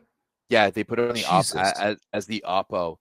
He went 35 for 60 as the Oppo and added 2 blocks and 2 aces, I think, if I remember correctly. Yeah, he was absolutely ridiculous. Kento Miura went down with an injury in match 1 of the JTech against the Hiroshima series. So Hiroshima won match 1, and then JTech won match 2. Lucarelli continues to be kind of shitty. On the Jeshki side of things, Osaka Blue Tian beat Torre Arrows. In both of their matches. Jeshki was the MVP in match number 1. In match number 2, they won in 5, and he had 5 aces. He had a total of 8 aces this weekend for Osaka Blue Tian. Attaboy, Tom. Yeah, he has been playing phenomenal. Like he's in the top 10 for a lot of categories. Tom's so good, dude. He's so good. His passing has been phenomenal. His like serve efficiency is one of the best in the league too. Like that, like he's playing for the number 1 team. So he's been outstanding really this year. Yeah, that's my update from Japan. Great, thank you for that because I didn't watch any. All right, we're gonna turn our attention to North America here, the United States specifically. Everett, where do you want to start with this? Because we got to. I want to start right at the top. I want to start out with the announcement that came last week. Because the hell is going on here? I want to pull it back a little bit because we did start hearing rumors a little bit in the Discord and stuff like that of people being like, "There's a third entity coming in with big budgets," and we're like, "What? Like, what is going on? Why would there be a third entity?" I didn't hear any of this. I didn't hear about this until Thursday when it all of a sudden got posted on Instagram. And what we're talking about here, if you missed it, is yet another American Professional Women's Volleyball League called the MLV, or Major League Volleyball. Announced itself. Which Major League Volleyball existed back in the 80s real briefly and quickly went under. So I guess they brought the naming rights back. So Major League Volleyball announced itself this past Thursday. It will start playing professional women's volleyball in 2026, at which point, at least if things are going the way they are now, there will be four leagues, one of which is Athletes Unlimited. So really 3 real leagues playing professional women's volleyball in the United States. And the drama here is what the MLV exactly is and where they're coming from. Yeah, I mean, like you can get to the headline there. This isn't this isn't an engineering report. Like, so basically what happened here is that the number 1 team, Omaha, who has the best fans, and they've had 2 home games so far for the PVF. You got to be more specific. This is the Omaha Supernovas. Omaha Supernovas. You're right. I apologize. Of the PVF. 13,000 their first game, 12,000 in the next game, defending champs. Essentially, their owners decided to go off and create this new league. From what it sounds like, Rob, the way it sounds like is that the league was struggling for money. They approached which league? The PVF? Owners. Yes. They approached some of the owners to be like, hey, get some money. Approached the Orlando group, which is they're calling like the white group, and it's got like Jason Derulo and a whole bunch of people.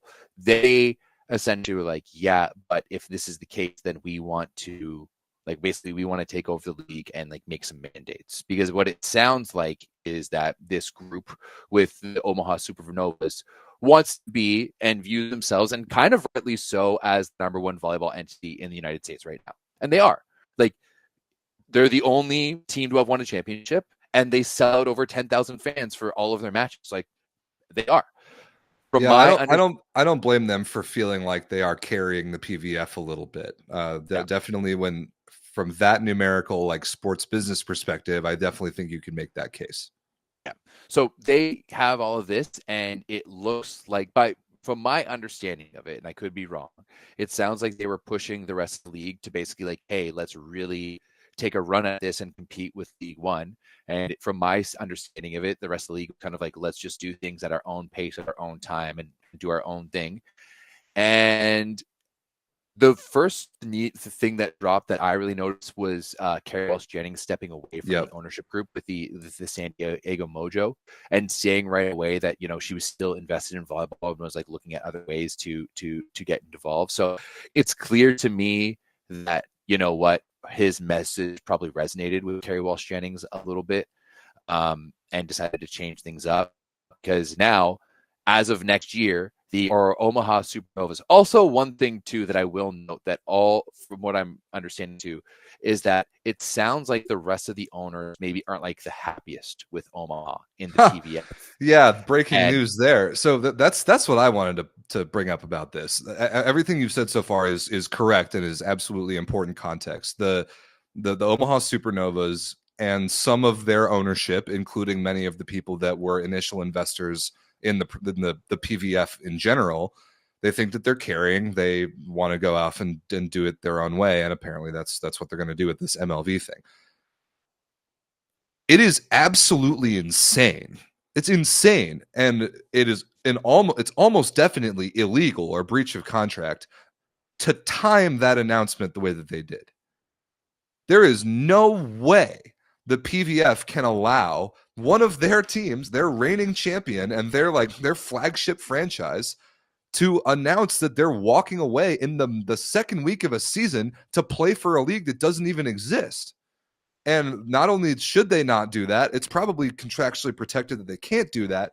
That's exactly what they did. The PVF put out a press release and totally like laid down and died and put their tail between their legs and allowed themselves to be walked over and said, yes, we acknowledge that the Omaha Supernovas are leaving the PVF next year, and we're going to keep doing this season and the following seasons the same way that we were going to without them.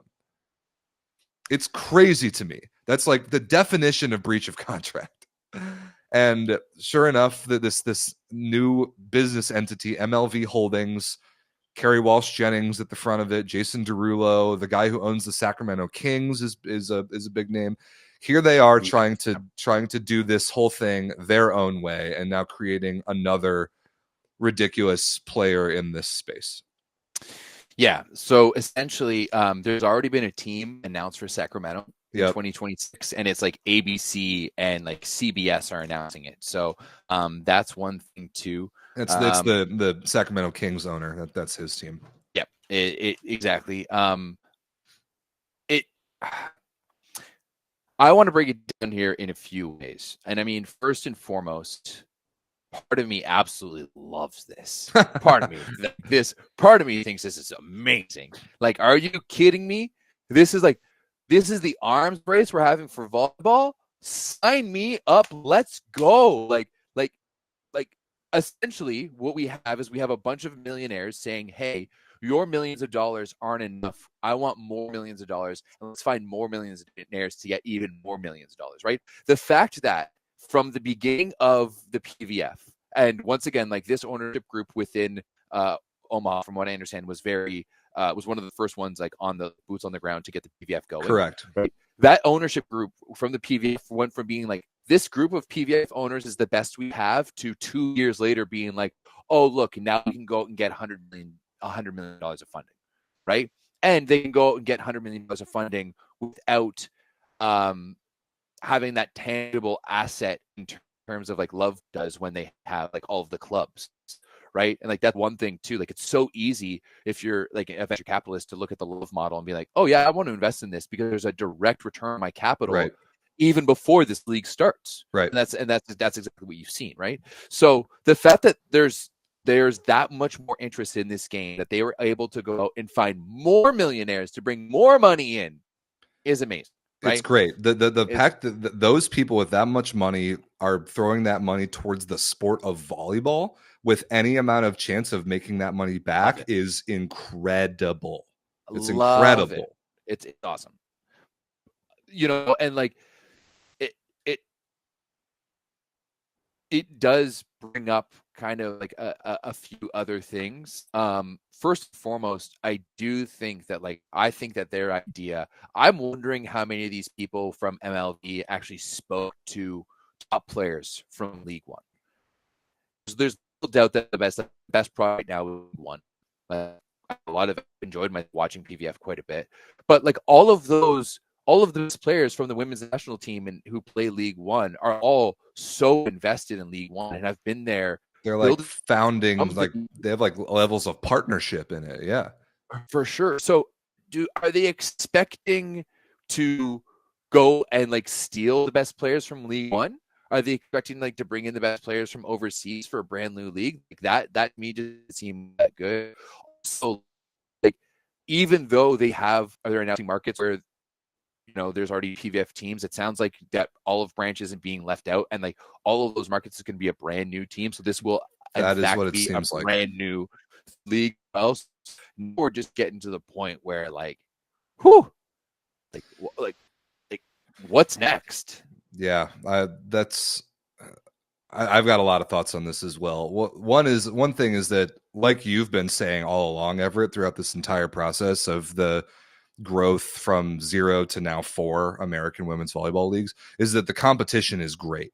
The competition is really, really good. And that remains true.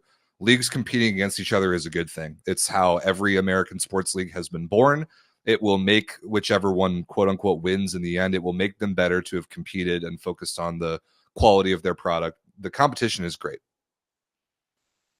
For the fan, for the average fan, this is the worst case scenario. This is an absolute disaster for like the average volleyball fan. It's even more of a disaster for the average sports fan who doesn't know volleyball, who like kind of like barely gets into it. Like they see the NCAA Women's Final Four and they're like, oh, this is cool. They see like that a bunch of people are going to their local PVF Supernovas game, whatever. For those people, it's a total nightmare. It is a nightmare. The two other pieces I want to point out here. One is the involvement of Carrie Walsh Jennings specifically. I don't know the history totally, but what I do know is that her track record with her business ventures is not very good. Remember P1440 that was supposed to like take over and compete with the AVP for beach? Oh, yes, I absolutely remember P1440. I feel like I have maybe somewhat of a behind the curtains look to all of that, because essentially, like in the years leading up to P1440, there was the Long Beach Grand Slam, which was on the FIVB World Tour, and I would get hired by Leonard Armato, who was Carrie's agent at the time, to essentially kind of go out and create content for them. This was like my first like big step into the volleyball world. And you know, Leonard Armano is a guy who was like Shaq's agent and all of this stuff, and he was Carrie's agent for so long. And like Carrie, like she did numbers back then. Like you could just put like anything, especially an Olympic year too. Anything you put to Carrie, like that was absolutely blowing up. And I could see that like she has this kind of like business idea brain, but I do think that for a little while she was the golden girl, and that anything that she suggested to any brand or any type of company was like, yes, absolutely, we want to work with Carrie Walsh Jennings. But now her brand, like her brand capital just isn't nearly what it was, especially with the way that she had her send-offs from, like, you're talking about arguably the best player in a sport who was just kind of like let go to waste and never really celebrated the FIB or the AAP, the two brands that she helped build the most. And since then, like, it's just kind of been swing and a miss. So yeah, it does feel to me kind of, Rob, that in this situation for the MLV, that it just a lot of people with a lot of money, and maybe not that much information. Like maybe aren't making the rest the best ideas, you know? So that's my takeaway from this. Just like to summarize it, there's the PVF and there's League One right now. They're totally separate things. From within the PVF, people have pulled out of the PVF, created the MLV with the intent to compete very, very directly against the PVF, while League One continues over here to kind of float around and do its own thing. I don't think that a lot of these people with the money, especially who are throwing it at Kerry Walsh Jennings, understand really what they're doing. And I think that there is a chance that they come to regret some of the money that they're spending on these things. Another another really important point about this is, what the hell is the USA Volleyball Federation doing? And the answer is that they're doing exactly what I would do. They're doing exactly what I would do. They are doing nothing. They are acknowledging the existence and the efforts and the activities of all the players in the space, but they are chilling on the sidelines. They are clapping their hands for all the volleyball that's going on in their country, but they are not endorsing or attaching themselves financially or in any other way to any of the leagues. And that is the right thing to do. There is no benefit to USA Volleyball to attach themselves to one of these things if there is a chance that it's going to fail. There's no benefit. Like, what's the only benefit to one of these leagues being like the official sanctioned league of USA Volleyball, so that they can play at the Club World Championship? Get out of here. USA Volleyball is doing the right thing by sitting on the sidelines and waiting for this all to play out. Yeah, I mean, I think I agree. I mean, I think the US is doing, like, right now, John Speraw is doing his best Franklin E. Roosevelt impersonation during World War II, and just sitting on the sidelines and waiting to pick a winner on this one, because, like, and that's the only thing that they can do, right? Because as soon as you go and endorse one league and none of the other ones, then you're pissing off a whole bunch of people. Like, we had a whole bunch for of no benefit. There's no benefit to that. We had a whole bunch of idiots in the Discord being like, "Oh, well, it's because the USA Volleyball supports Love League One," and like the one thing that kind of pisses me off about PVF is that they're just such little. Sorry, I scratched that. Not the PVF, the organization itself. The fans. I actually think that, like, so far, I think that the PVF, like, the organization itself, has, other than, like, what you're saying, like, I think it's very steadfast, and, like, this is what we're gonna do. They stay true to that, you know. But the fans are very much like little whiners about it. Like, we've had a few classic volleyball. So, like, classic we've had a few people in the Discord who were just like, "No, I know that USA Volleyball supported League One and didn't support the PVF, and that's why all the national team girls went there." When it's like, no, you don't know anything about that. You don't know shit. And literally all I did was, like, search, like, USAV supports PVF, and the first thing that comes up is an article being, like, from before, you know, just being like the PVF, you know, supports and backs, or USA Volleyball supports and backs. Yeah, it's basically the copy pasted same press release from all three of the major leagues. It's USA Volleyball acknowledges your existence, they support your efforts. Good luck, clapping your hands from the sidelines. It's the same thing for all three. USA Volleyball has not endorsed one, and I agree with them for doing that. The last thing I want to say here is it's about the money piece. There is no such. So some people who I've been talking to about this in the US on Thursday when this came out were like, "Oh, well, all these people are only doing this to try and make a money grab out of it. Everyone's in this to try and make money." Buddy, this is volleyball. There's no such thing as a money grab. There's literally no such thing as a money grab in American volleyball. This is about power and control and wanting the thing that wins to be done your way. I would actually disagree with that a little bit. Like, I think that, like, you don't have multi-million-dollar owners in this way who like Vivek, what's his name, who has no dog in the fight in the volleyball race. You don't, like, I think people now are seeing the potential of the volleyball money out there. Like, I think right now, if you are a millionaire or a millionaire, billionaire, whatever, if you have a lot of money, you're looking at that volleyball space going, what is this right now? Maybe looking at the NCAA is doing, looking at how many people are throwing this in. And again, that's a good thing. That is good 100%. because the product is good and the space is good and it has a lot of potential. Those people are not going to make their money back on this for a very long time in any case of any of the leagues.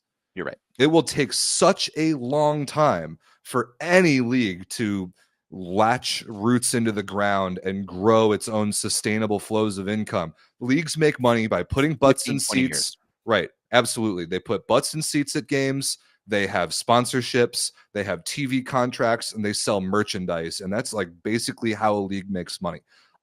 A brand new league is going to do none of those things in a sustainable way for years. It will take years for any of that to happen. So like people claiming that people are throwing money at volleyball with an intent to make quick money back, that is not how this works. It is good that there is that level of financial interest in the space. But really, to me, it's more of like an ego or a control or a power struggle at the top of these organizations versus it is like a desire to make a quick dollar or two. Yeah, I think from volleyball people, yes. But I think for the people with money coming in and no previous backing of the sport are just like they're hoping that if in 10 years that they can pull out and they have a nice like cash egg. Maybe, Cash and I hope the same for them because that means one of these things is going to be successful. But there has always been. I'll close my take with this. As there has always been in every effort for the last like 5 decades to monetize professional volleyball in the US in whatever format, whatever it is, there is always has been, and currently it seems to still be a disconnect between the money business people and the volleyball people. I think the winner of this crazy race is going to be the one that actually connects those two things. The money business people and the volleyball people have never coexisted and connected in volleyball business, like American economic history. That has never happened. If one of these things puts those two pieces together, I think it has the best chance. I like the way you put that, American economic history. Like this is a class that has been studied, and like, there's like case studies on. There have been a lot of attempts. There's been a lot of attempts at this garbage. Not even going to talk about like the men's side or lack thereof. No, we don't. Like, there's so many people in the chat being like, "Talk about the men's." No, the men don't deserve supply and demand. Man, there's no demand. Yeah. Whether there should be demand, I would argue that the men's volleyball product is substantially better and has substantially more economic longevic potential. But there's the women's level in the States is what currently exists. It's what's currently marketable, and it's women's sports, which attracts a lot of investors right now for one reason or another. So like I swore last week on the show that we weren't going to talk about this high level nonsense. We were just going to talk about the games and all these leagues. But in this case, when this one comes out the clouds in like week 2 of the season, like we had no choice but to spend some time on it. Last Thursday was nutso because this was crazy. Coming out and Guidetti was coming out. Do you want to touch on the leagues real quick? Yeah, I do. Just real quick because we've almost been going for 2 hours now, and I'm tired. Yeah, same. So we'll hit League One first. 4 games this week. Actually, some kind of surprising results. Who would have thought that League One Omaha was going to be the best team in the league through 2 weeks? Not me. No, not me either. They beat Madison in Madison. That was pretty impressive. Atlanta beat Austin. I did not see that coming either. That was back on, I think, Wednesday. Madison beat Salt Lake in a pretty crazy 5-setter, and then Salt Lake played again like less than 24 hours later and lost in 4 to Houston, including getting single-digited, I believe, for the first time in the history of the league. 25-9. Okay. All right. I will admit that I watched essentially 0 League One ball this week. So the only thing that my main takeaway so far, like the thing that I'm most excited about is the fact that Micah Hancock is jump serving. It is so good to see her back jump serving. She's tearing people apart. I love it. The one thing I will mention though on the League One side of things is like, and this is kind of goes to the PVF2 is how good the rookies have been. Yeah, because Jess Merzick is leading the league in scoring. I think she has like 50 points, and Sarah Franklin is number 2. I know Maddie Skinner is on that list as well. So, and there's way less rookies in the League One there's in the PVF. So, yeah, it's been good. I'm going to do a better job at watching League One. This I don't want to sit here and talk shit about a league that I've watched nothing about. Right, and you got Lauren Stivrins, who was a middle, playing opposite for Omaha, which is pretty cool. She's like running 1-foot slide stuff in the front row, and it's working. And I really think right now, Rob, we're starting to see like volleyball become a little bit positionless. I absolutely love to see it. Like the game's opening up a little bit, and I really like that. You know, like even if you think about the Chaumont clip that we talked about earlier today, like think about that play a number of years ago. I remember Sergio ran one, and it was like he set a 31 as a libero. I remember that play. It was sick. But he was like a decade before his time, and now it's almost expected. Like if you're a high level player, like you should be able to dish the ball as well. You know, if you're a middle, you should be able to play on the opposite. Like why not do that? Like why not? And like especially in the NCAA, so oftentimes if the set's in the front row, that middle player will just line up almost in line with them. Yep. And either hit the front ball or the back ball. So having a right side who can kind of do that, like sure, why not? I love that. Yeah, it's cool. Plus they get a little bit more substitution freedom in League One to do stuff like that. If they want to put like basically a middle on the right side and then sub her out for one of the back road trips, they can. Whereas again, international sub rules, they can't. So that was cool. Cool to see some of those highlights. You watched quite a bit of PVF this week, didn't you? You put together a lot of good stuff. I did. Shout out to Alex for helping me with this graphic too. Our boy Digitals. Yeah, that's why the all the stuff that I've been making recently for the PVF looks real damn nice. Because I was gonna say, did Everett turn out all those assets in Photoshop? That doesn't look like him. That makes a lot more sense. Well, like I did. He just built made the templates. The templates for me, and then I like switch some things up. But shout out Alex, and shout out my preseason pick, the Indy Ignite, baby. Dude, you were really good on that. This team is really damn good. The only undefeated team in the league. They're led by Lekka Thor, as I'm going to call her. Lekka Thor member Menon. Her name is Lekka Thor, but dude, she absolutely crushes the ball. Not only does she crush the ball, dude, but she also passes dimes. She dropped 30 in their Saturday night win against Columbus this 30 week. She's like 5'8". It's crazy. Yeah, it was so actually good. at the time, Rob. It was the highest. It was, I think, the second highest point total ever in a PVF match. So she was outstanding. I mean, I think that entire Indy team is really, really good. They've got Sydney Hilly, who's the setter for Omaha last year, and she's just running that offense. I think she's been so good. Like their efficiency has been so high. Like Lekka Thor had a 37-1 efficiency in her 30-point performance, along with 18 digs, and on 40 targets she passed 60% positive. Like she is hands down, there is no question about it. I put it today in my things. She has been the best player hands down around. But then when you look at the rest of this Indy team too, dude, like you've got people like Caroline Crawford in the middle, 6 blocks, rookie, doing a great job. Nina Kajic, another rookie on the left side. She was 19 for 65. Efficiency isn't really there, but scored 20 points. 65 attempts. Oh my God. Exactly. They were just dishing her the ball. And then Taylor Azani too. Like I really like this Indy team. I think that they're the best team in the league. Moving down to the next ones on the list, Vegas, the cardiac thrill, if you will. Dude, they can't stop themselves from playing 5 setters. It's crazy. They cannot stop themselves from playing 5 sweaters. They have now 3 wins, 2 of those reverse sweeps, and the other one they were down 2-1 in it. Right? They were at Omaha, playing at Omaha. No, they were at home. They reverse swept Omaha this week. Where was that game? I think it was. It doesn't tell me.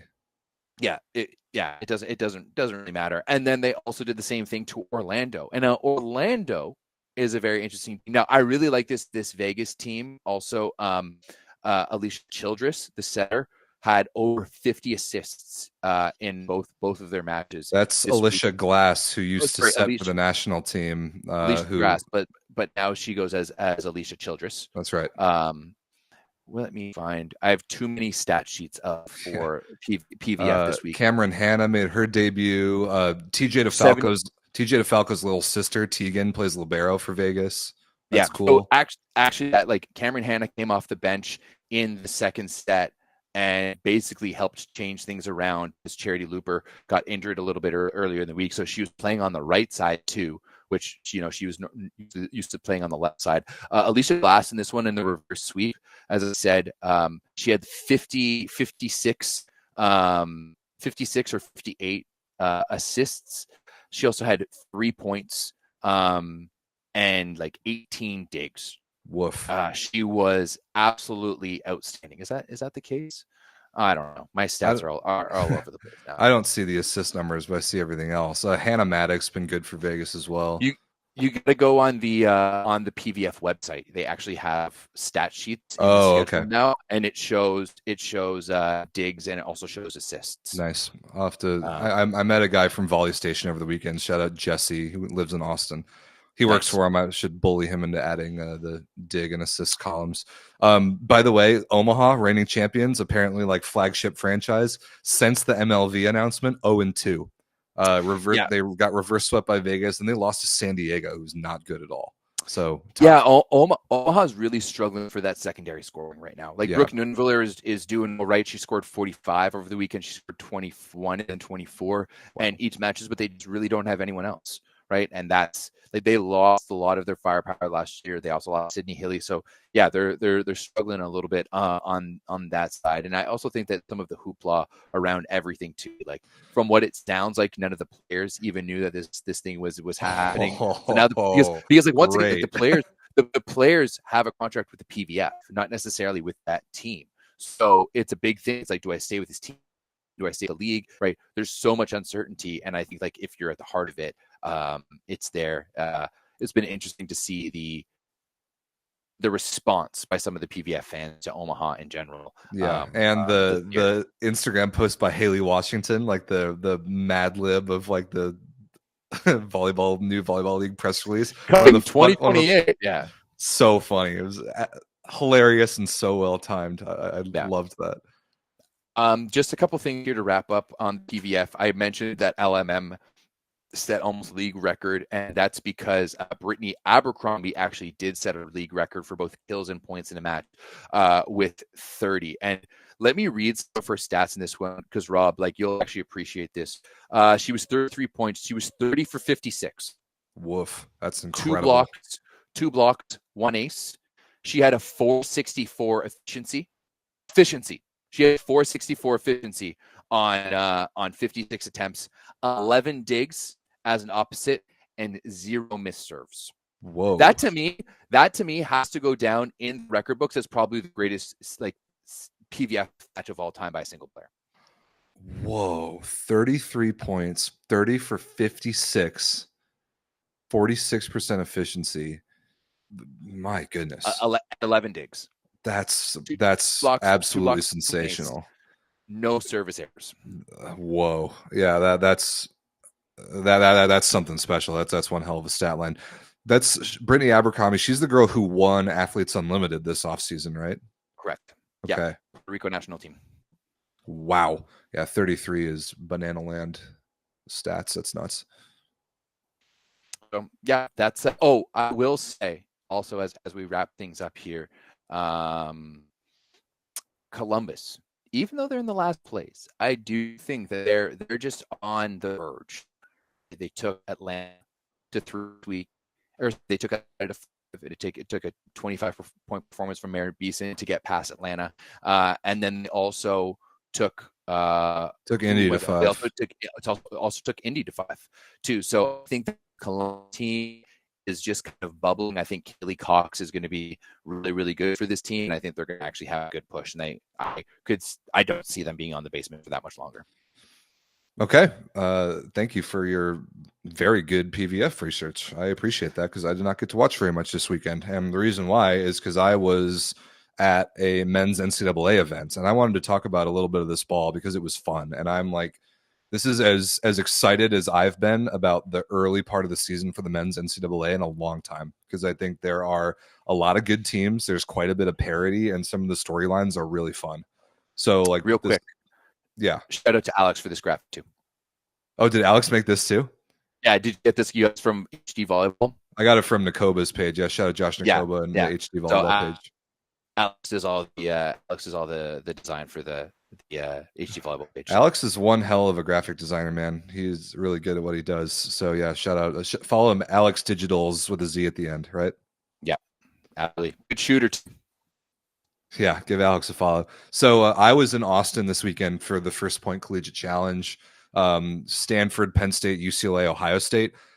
Real sloppy games on Friday. Pretty good games on Saturday, including UCLA getting upset by Ohio State at that event for the second year in a row.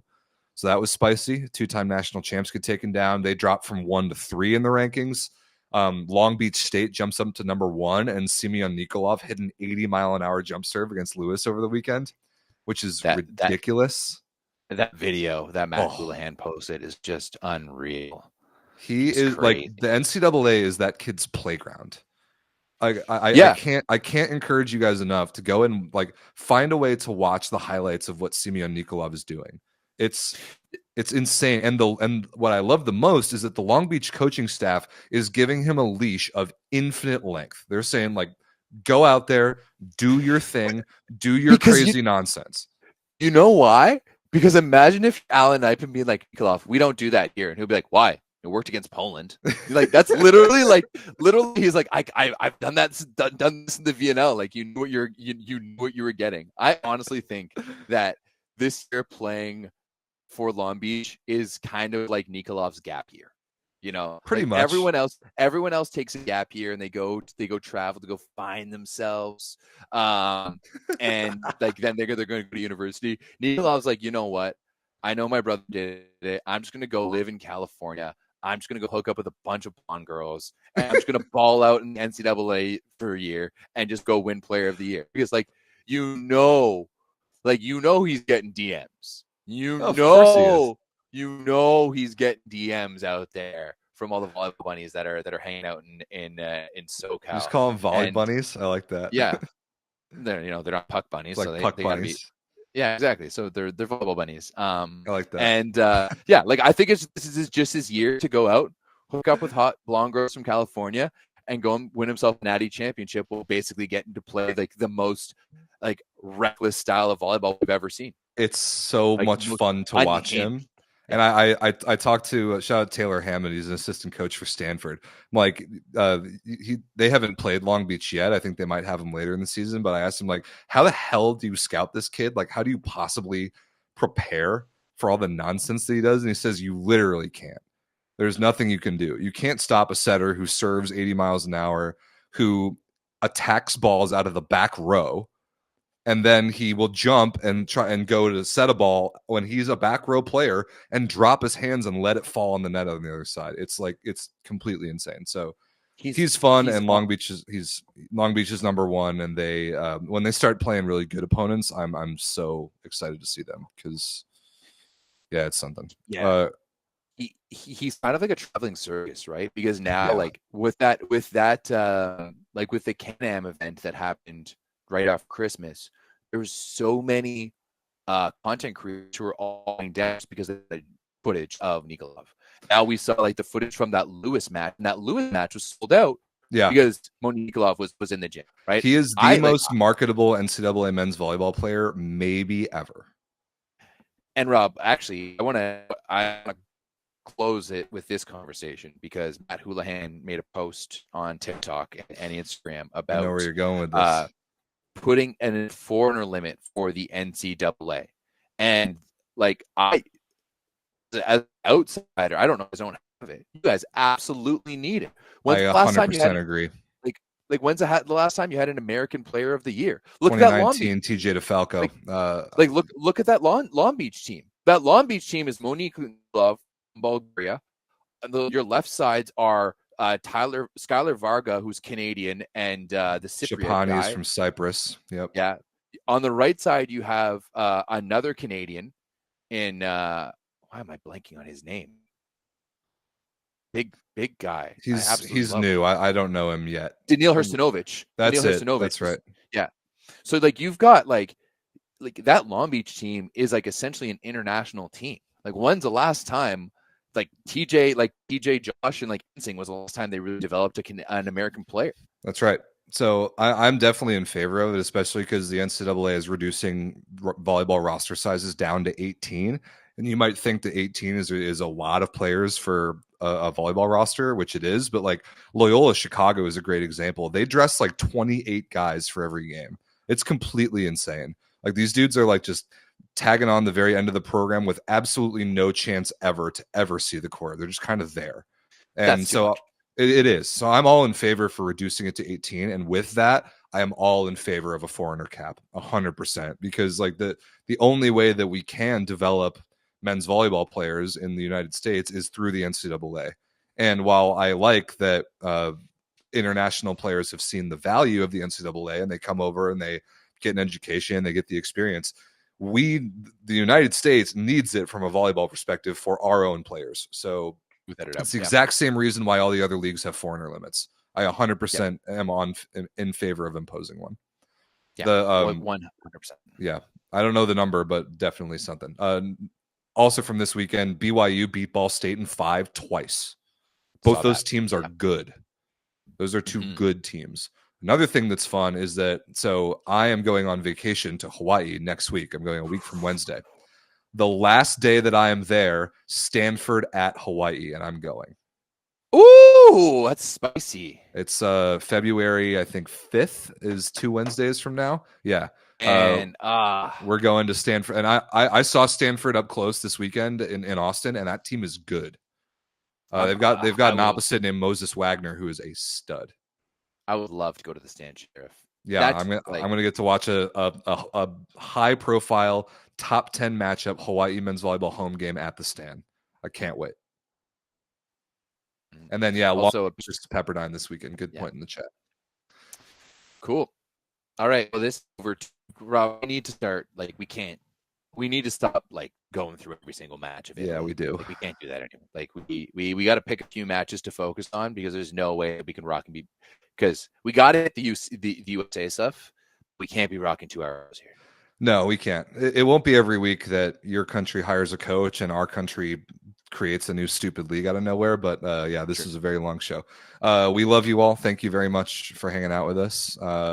We'll be back at some point next week, either Monday or Tuesday, before I leave to go to the islands. And then Everett is going to try and bully me into doing a show from the islands, and I have not committed to that yet. But we'll see. We'll see. For sure.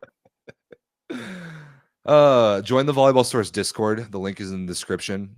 It is the best volleyball community on the planet online, and you need to be in there. It's where we talk about all this nonsense that we reference all the time on the show. So join that. Keep an eye out for Daddy Stankovic, and we'll see you next week. Anything else? No, that's I'll be plugged into the Discord all day tomorrow to watch the Champions League. How about you? That's right. Same here. All right. Bye, people. We love you.